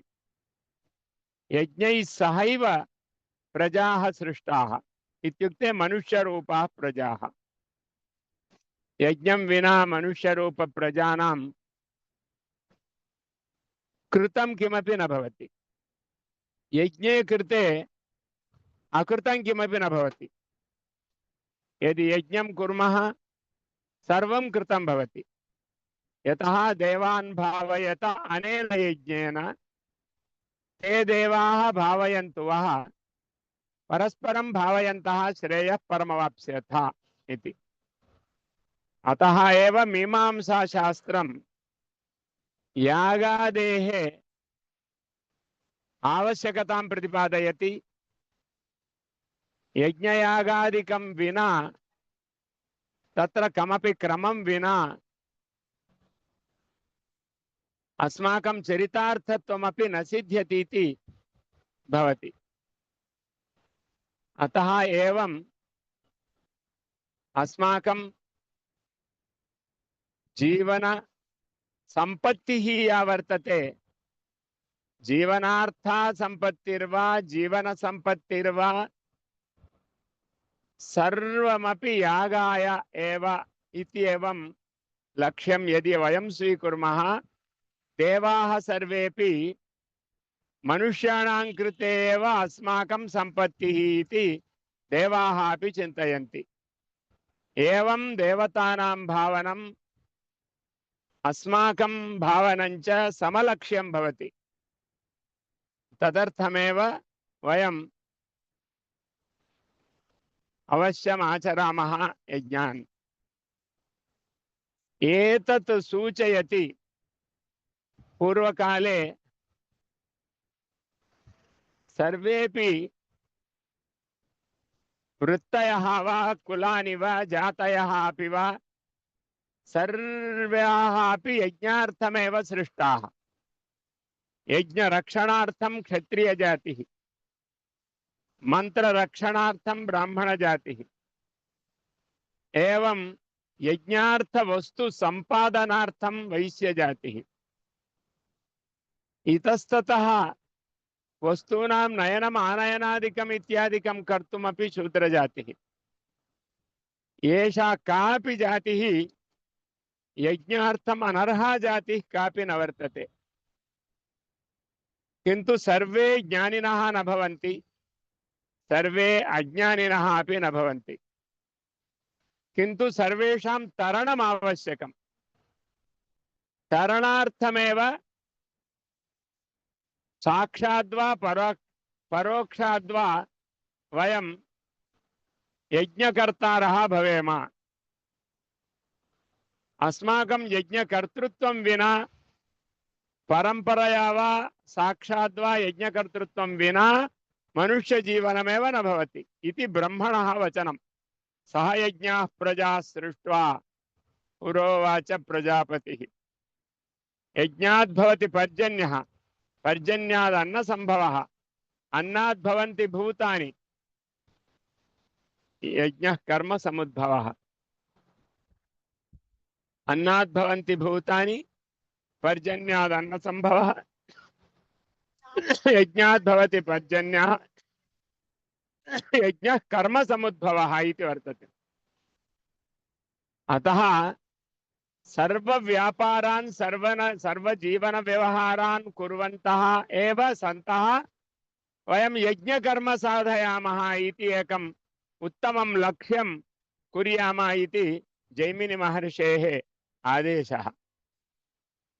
अतः कथंचित् यागे भागः न स्वीक्रियते तर्हि अस्माकं परिपूर्णता न भवति। यदि अस्माकं मनुष्याणां परिपूर्णता न भवति तर्हि पशुपक्षिकृमिकीटकादि जीवानामपि परिपूर्णता न भवति, तेषामपि आहारादिकं न लभ्यते।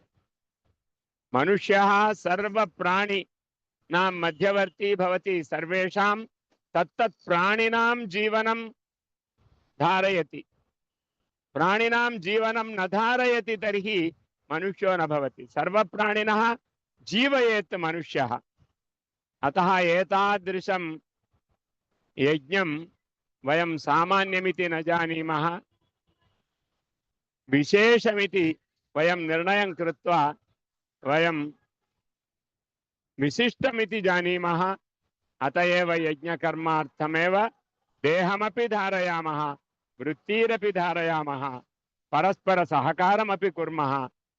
इत्येतत् महत्तत्वं कर्मसु वर्तते, धर्मे च वर्तते। एतत् प्रमाणं करोति जैमिनिः महर्षिः व्यासस्य शिष्यः। अतः वयं सर्व सर्वत्र सर्व उद्धरण संकल्पाः कदाचित् सर्वप्रतिनिधित्वेन यज्ञान् कुर्मः, कदाचित् स्वयं यज्ञान् कुर्मः। कुत्रापि भेदो न वर्तते। साक्षात् संबंधो वा परस्पर संबंधो वा जीवने परस्पर सहकारः अन्यानां जीवनम् इति यदस्ति तदपि यज्ञः एव। द्रव्ययज्ञास्तपो यज्ञाः योगयज्ञास्तथा परे स्वाध्याय ज्ञानयज्ञाश्च यतयः संशितव्रताः अपाने जुह्वति प्राणं प्राणे पानं तथा परे। एवं रीत्या बहुविधाः एवं प्रवर्तिताः यज्ञाः विविधाः इति भगवता उक्ताः। अतः तस्य तत्त्वं ज्ञातुं मीमांसाशास्त्रं वर्तते। लोकेश महोदयः अत्यन्तं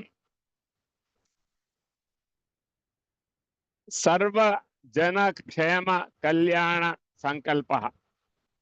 स्वयम् अध्ययनम् उत्तमं कृतवान्, अन्यानपि अध्ययनाय प्रोत्साहयति। लोकेशस्य वचनं सर्वजनसम्मतं भवति, यतः लोकेशः ब्रह्मा। ब्रह्मणः वचनं स्वीकृत्यैव वयं यज्ञान् आचरामः। अतः लोकेशः अयम् अस्माकं कलाशालायां सामान्य संस्कृत अध्यापकरूपेण तिष्ठन्, सामान्यवत् तिष्ठन् इदानीं विशिष्टं कार्यं कुर्वन् वर्तते। सर्वेषां संस्कृतं बोधयति, बोधितवान्, बोधयिष्यति। सर्वेषां दर्शनेषु प्रामाण्यं प्रावीण्यं च प्रेरयति, संपादयति, तथा करोति, आचरति च स्वयं। వినిపించట్లేదేంటండి? शास्त्राणि सर्वाणि హలో, అవగచ్చతి। అమ్మ నమస్తే వినిపిస్తుంది అండి. వినిపిస్తుంది. వినిపించట్లేదేంటి? మ్యూట్ లో ఉండండి, వినిపిస్తుంది. తథైవ మ్యూట్ లో బోధయతి। ఉండండి, మీరు మ్యూట్ లో ఉండండి. అదే అతః ఆఫ్ చేసి మునీజీ ఏవం వినిపించట్లేదేంటి? అందరికి వినిపిస్తుందండి. మునీజీ మీరు లీవ్ అయి మళ్ళీ రండి, మీరు లీవ్ అయి మళ్ళీ రండి. क्षम्यतां మునీజీ మమ వినిపించట్లేదేంటి? ధ్వనిః న శ్రూయతే ఇతి భాతి। అతः నా మహోదయ అత్ర వయం సర్వే అహం శ్రూయతే భవాన్ వదతు మహోదయ. कोई चिंता नास्ति, किमपि चिंता अत्र नास्ति। सम्यक् श्रूयते। अहं अस्तु महोदय, श्रूयते वा? श्रूयते श्रूयते महोदय। अतः लोकेश महोदयः सामान्य स्वजीवन चिंतनं करोति। सामान्य स्वजीवन चिंतनं कीदृश रूपं सामान्य जीवन चिंतनम् इत्युक्ते विश्व कल्याण रूपं सामान्य जीवनं करोति। वृत्तिः कापि वा भवतु, जीवनं परार्थं भवेत् इति संकल्पं कृत्वा सर्वान् गुरून् सेवते, कमपि न अवमन्यते, कानपि न निंदति, कानपि स्वार्थाय न स्तौति। कर्तव्यमिति कृत्वा सर्वानपि स्तौति, सर्वानपि उत्तेजयति, सर्वानपि मार्गे स्थापयति, प्रेम भावेनापि पूर्णः सः। अतः तस्य वचनेन वयम् अत्र न्यायशास्त्रमधीतवन्तः, वैशेषिकशास्त्रमधीतवन्तः, व्याकरणशास्त्रमधीतवन्तः, वेदान्तशास्त्रमपि अधीतवन्तः। इदानीं शुष्ककर्म शुष्क जीवनं त्यक्तुं सुन्दरं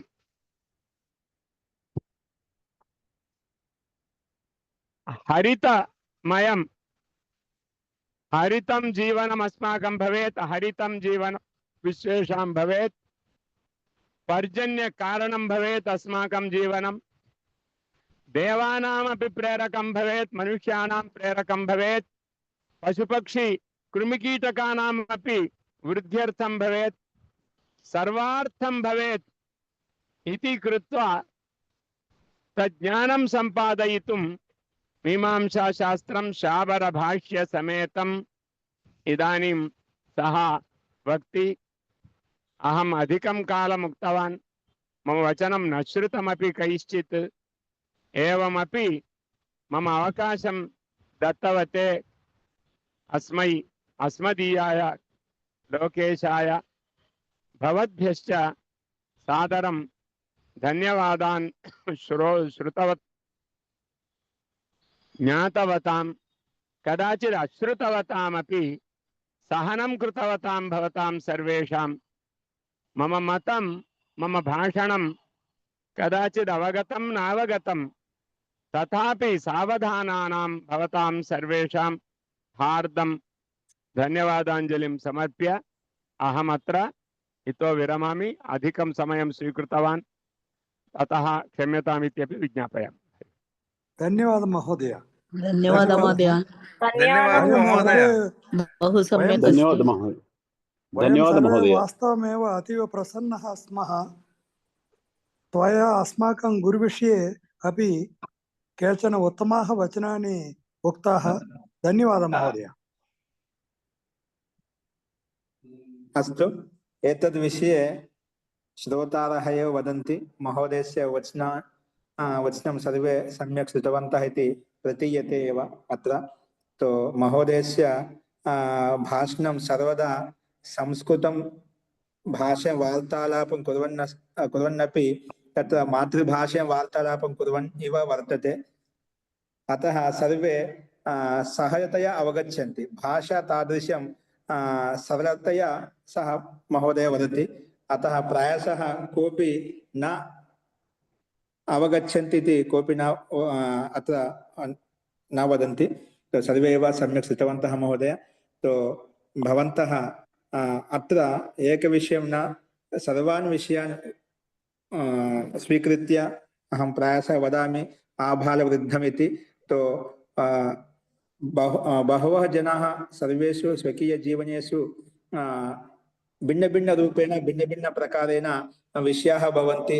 तद्वत् जीवने यादृशाः विषयाः भवन्ति, अन्य समस्याः भवन्ति, अन्ये किमपि कुर्वन्ति, तान् सर्वान् स्वयं यस्य यद् आवश्यकमस्ति तद् भवतः भाषणेन स्वीकुर्वन्ति। तस्य स्वकीयजीवने स्वीकृत्य तद् परिवर्तनं कर्तुं, दोषनिवारणं वा गुणसंवर्धनं वा कर्तुं प्रयत्नं कुर्वन्ति। तो एतादृशं मार्गदर्शनं कृतवन्तः भवद्भ्यः बहु बहु ధన్యవాదాः। చెప్పాల్సిన అవసరం లేదు, గురుగారు వచనాలు మనకు సరళంగా సహజంగానే ఉన్నాయి. అందరూ కూడా వాళ్ళు చెప్పే మాటలు కూడా ఎలా ఉంటాయంటే నేను అనుభవాత్మకంగా ఉంటాయి, అనుభవ జ్ఞానం ఎక్కువగా ఉంటుంది. నేను ఎక్కువగా వారి నుంచి నేర్చుకునే పుస్తకాల కన్నా వారి అనుభవ జ్ఞానం ఏదైతే ఉందో అది పుస్తకాలు సహజంగా కట్టుకట్టినట్టుగా అలాగే ఉంటుంది. కాబట్టి వారి వలన మనం నేర్చుకోవాల్సిన విషయాలు చాలా ఉన్నాయి. అది మనకు పుస్తకాలు ఎక్కడ దొరకవు. ఒక తిరుగుతున్నటువంటి ఒక పుస్తకాలను చెప్పడానికి ఆశ్చర్యం లేదు. ఎక్కడ కూడా వారికి ఎప్పుడు దృష్టి ఇతరులకు ఏ రకంగా మనం నేర్పించాలనే భావన ఉంటుంది, ఏ రకంగా ఉపయోగపడాలనే భావన ఉంటుంది. నిస్వార్థంగా అన్ని చేస్తూ ఉంటారు. ఎటువంటి కొత్త వ్యక్తి వెళ్ళినా కూడా అక్కడ పర అనే భావన ఉండదు. ఎంత కొత్త వారు వచ్చినా కూడా స్వకీయ ఆత్మవత్ వ్యవహారం చేసే వారు ప్రత్యక్షంగా వారి వ్యవహారం ద్వారా వారిని ఆకర్షించుకుంటారు. వారిలో ఉండే విశేష గుణం అది. ఇప్పుడు ఏది ఎప్పుడు ఏం చెప్పినా కూడా వారు ఎవరు పిలిచినా కూడా లేదు అనే పదం ఉండదు అన్నమాట. నా అనే పదం ఎక్కడ శబ్దకోశంలో లేదు. ఎవరు పిలిచినా ఏ మాత్రం అవకాశం సరే వస్తా అండి, చేస్తా అండి, అన్ని రకాలుగా వారి ఆధీనంలో ఏవైతే ఉన్నాయో లేశ మాత్రం ఉన్నా కూడా అది చిన్న పెద్ద అని చూడకుండా అన్ని రకాలుగా వారు అన్ని విషయాల్లో ముందుంటారు, అందరినీ ప్రేరేపిస్తుంటారు. కాబట్టి ఇటువంటి సమస్థితమైనటువంటి గురుగారు నాకు లభించడం నేను అదృష్టంగా భావిస్తాను.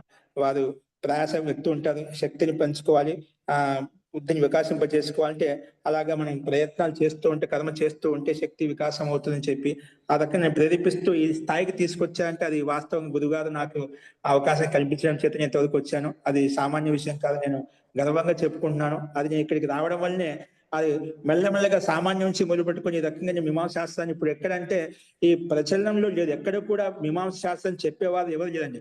న్యాయము, సాంఖ్య, వైశేషికము, యోగం ఇవన్నీ చెప్తారు కానీ అక్కడక్కడ మనకు కళాశాలలో కూడా ఉంటాయి, కానీ ఈ మీమాంసా శాస్త్రాన్ని చెప్పేవారు ఎవరు కూడా ఉండరు. కానీ అది ఎక్కడో కొద్దిపాటి స్థానంలో మాత్రమే, గురుకులాల్లో మాత్రమే ఇప్పుడు పరంపర ఉంది. కాబట్టి అటువంటి గ్రంథాన్ని నేను చెప్పగలుగుతున్నా అంటే గురుగారి ప్రేరణ, గురుగారి నాకు ఒక శక్తి, ఆశీర్వాద బలం చాలా ఉంది. నేను అందుకే గురుగారికి హృదయపూర్వక నేను కృతజ్ఞత చెప్పుకుంటున్నాను. సో గురుగారికి చాలా చాలా ధన్యవాదాలు. ఇలాంటి మార్గదర్శన ప్రధాన ఎల్లప్పుడూ ఉండాలని కోరుకుంటున్నాను. అస్తు, ధన్యవాదాలు ఆచార్యజీ. సో మమ్మల్ని అందరినీ కథన మాత్రం చేత వచ్చి మనం ప్రేరేపించేందుకు ధన్యవాదాలు. ఇప్పటి నుంచి మనము యథావిధిగా మనము 8 నుంచి మనకి యథావిధిగా ఏ విధంగా వేదాంత దర్శనం చెప్పుకున్నాము అలాగే ఉంటుంది. కాబట్టి మనకు ప్రారంభంలో కష్టసాధ్యంగా ఉండే సిద్ధాంత రూపం ఉంటుంది, కానీ ఇందులో దృష్టాంతాలు ఇప్పుడు గురుగారు చెప్పారు.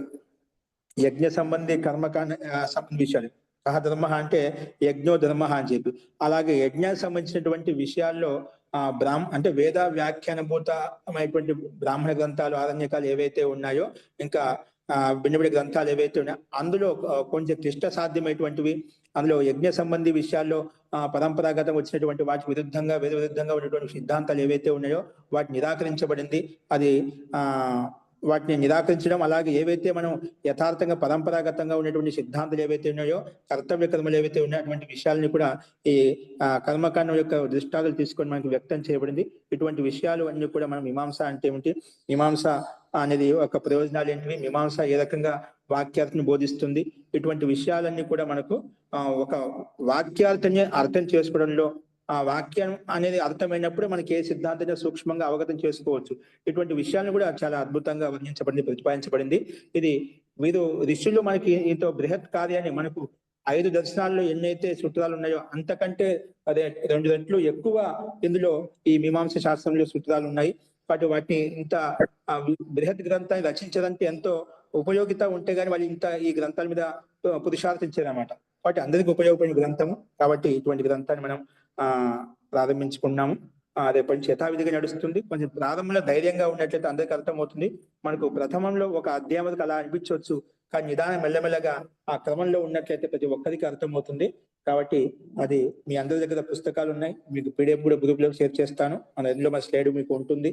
కాబట్టి మీరంతా కూడా రేపటి నుంచి యథావిధిగా మనం దీని యొక్క ప్రాముఖ్యత ఏంటి, దీని యొక్క విషయ వర్ణన అంతా కూడా మనం శాబద భాష్యంలో ఇచ్చినటువంటి వ్యాఖ్యానబుద్ధ గ్రంథంలో మనం అన్ని చెప్పుకుంటాం. భాష్యం చాలా సరళంగా ఉంటుంది, మీ అందరికీ వచ్చు, కాబట్టి ఇబ్బంది ఉండదు, కష్టంగా ఉండదు. కాబట్టి మీకు తెలుసుకోవాలి జిజ్ఞాస, ఇక ధర్మ జిజ్ఞాస ఉంది. బ్రహ్మ జిజ్ఞాస మనం చెప్పుకున్నాము. ధర్మ జిజ్ఞాస అనేది మనకు జిజ్ఞాస ఉంటేనా అది ఏదైనా మనం దాన్ని తెలుసుకోవచ్చు. కాబట్టి ఆ జిజ్ఞాసతో మీరు అందరూ దీంట్లో పాల్గొని ఈ విషయాన్ని మీరు తెలుసుకుంటారని ఆశిస్తున్నాను. అస్తు. కాబట్టి యథావిధిగా మనం రేపు 8 నుంచి 9 వరకు మనం చెప్పుకున్నాం. రేపు పరిచయం అంతా మీకు కొంతమందికి అర్థమే ఉండొచ్చు, అర్థం కాకపోవచ్చు. రేపు ఈ మీమాంస యొక్క స్వరూపం, మీమాంస యొక్క పరిచయం అంతా కూడా మీకు మళ్ళీ రేపు నేను చెప్తాను. గురువులు చెప్పింది కూడా దాంట్లో విశిష్టమైన బిందువులు ఏవైతే ఉన్నాయో అవే మనం చెప్పబోయేటివే, వాళ్ళు చెప్పేటివే మనం చెప్పుకుంటాము. కాబట్టి దాన్ని మన తెలుగు మాతృభాషలో మనం యథావిధిగా క్రమంగా చెప్పుకొని మనం అలాగా ముందుకు వెళ్ళిపోదాము. కాబట్టి అందరికి కూడా ఎంత ఓపిక, శ్రద్ధ పూర్వకంగా ఉంటూ ఇంతసేపు ఉంటూ మీరు ఆ గురువులు చెప్పినట్టు విషయాన్ని మీరు గ్రహించినందుకు మీ అందరికీ కూడా చాలా చాలా ధన్యవాదాలు.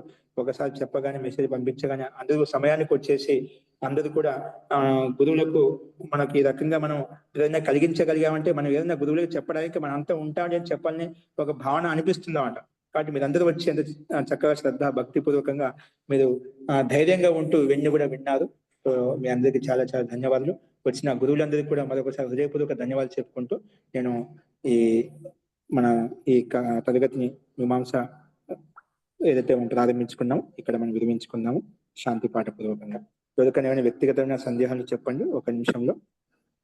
ఏమైనా చెప్పాలనుకుంటారా? మహోదయ తత్ సమ్యక్ అస్తి మహోదయ. ప్రభాకర్ మహోదయ బహువిధాని విషయాన్ని విస్తృతవాన్ అస్తి. ते सर्वे भाषायां क्रियायां च इत्युक्ते यज्ञक्रियायां विवरणः स्पष्टीकृतवान्. वयं सर्वे प्रसन्नाः स्मः तत् विषयं ते सर्वं श्रुत्वा वयं सर्वे एवमेव अग्रेपि प्रसन्नाः भवेमः इति चिन्तयित्वा वयम् अग्रे पुरुषार्थं कुर्मः। अवश्यं सर्वे आनन्द अनुभवामः। अतः एतद् बृहत् कार्यं कृतवन्तः। अस्तु, सर्वेषां पुनः एकवारं धन्यवादः।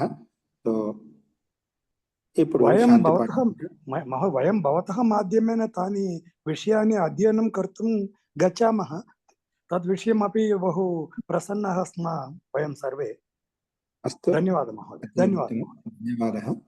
కాబట్టి మీరు ఒకటి ధైర్యంగా ఉండండి. మీకు దీంట్లో అర్థం కానిదంటూ ఏది ఉండదు. ఒకటి మీకు జిజ్ఞాస ఒకటి ఉండాలి, ఖచ్చితంగా అర్థమవుతుంది. ఇవి చదువుకున్న తర్వాత మనకు మిగతా ఏ దర్శనం చదువుకున్నా కూడా, ఎందుకంటే ఇక్కడ వాక్యాల తీర్మానం మనకు తెలిసిందంటే ప్రకరణ బట్టి సందర్భం ఎలా తీసుకోవాలి, అది మిగతావన్నీ కూడా మిగిలిన దర్శనాలు కూడా సహజంగా అర్థం చేసుకోగలుగుతాం, ఆ సామర్థ్యం వస్తుంది. అందుకే గురువులు చెప్తూ ఉంటారు, మనకు పరంపర కూడా అది.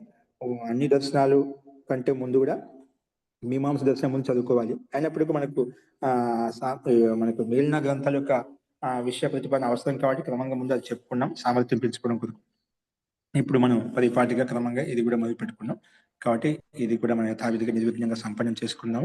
ఈరోజు మనకు పాడ్యం, ఈరోజు మనకు ఈ గ్రంథం అద్భుతంగా మనం ప్రారంభించుకొని అందరి గురువులు మనకు చక్కగా ఆశీర్వదించారు.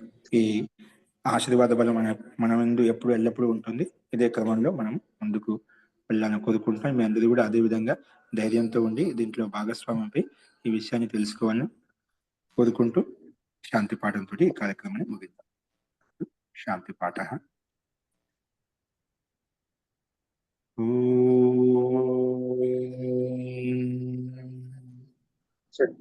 సర్వే భవంతు సుఖినః, సర్వే సంతు నిరామయాః, సర్వే భద్రాణి పశ్యంతు, మా కశ్చిత్ దుఃఖభాగ్ భవేత్. ఓం శాంతి శాంతి శాంతి శాంతి. నమస్తే ఆచార్య, ప్రణముని. నమస్తే ఆచార్యజీ. ధన్యవాదాలు. నమస్తే ఆచార్య. ధన్యవాదాలు.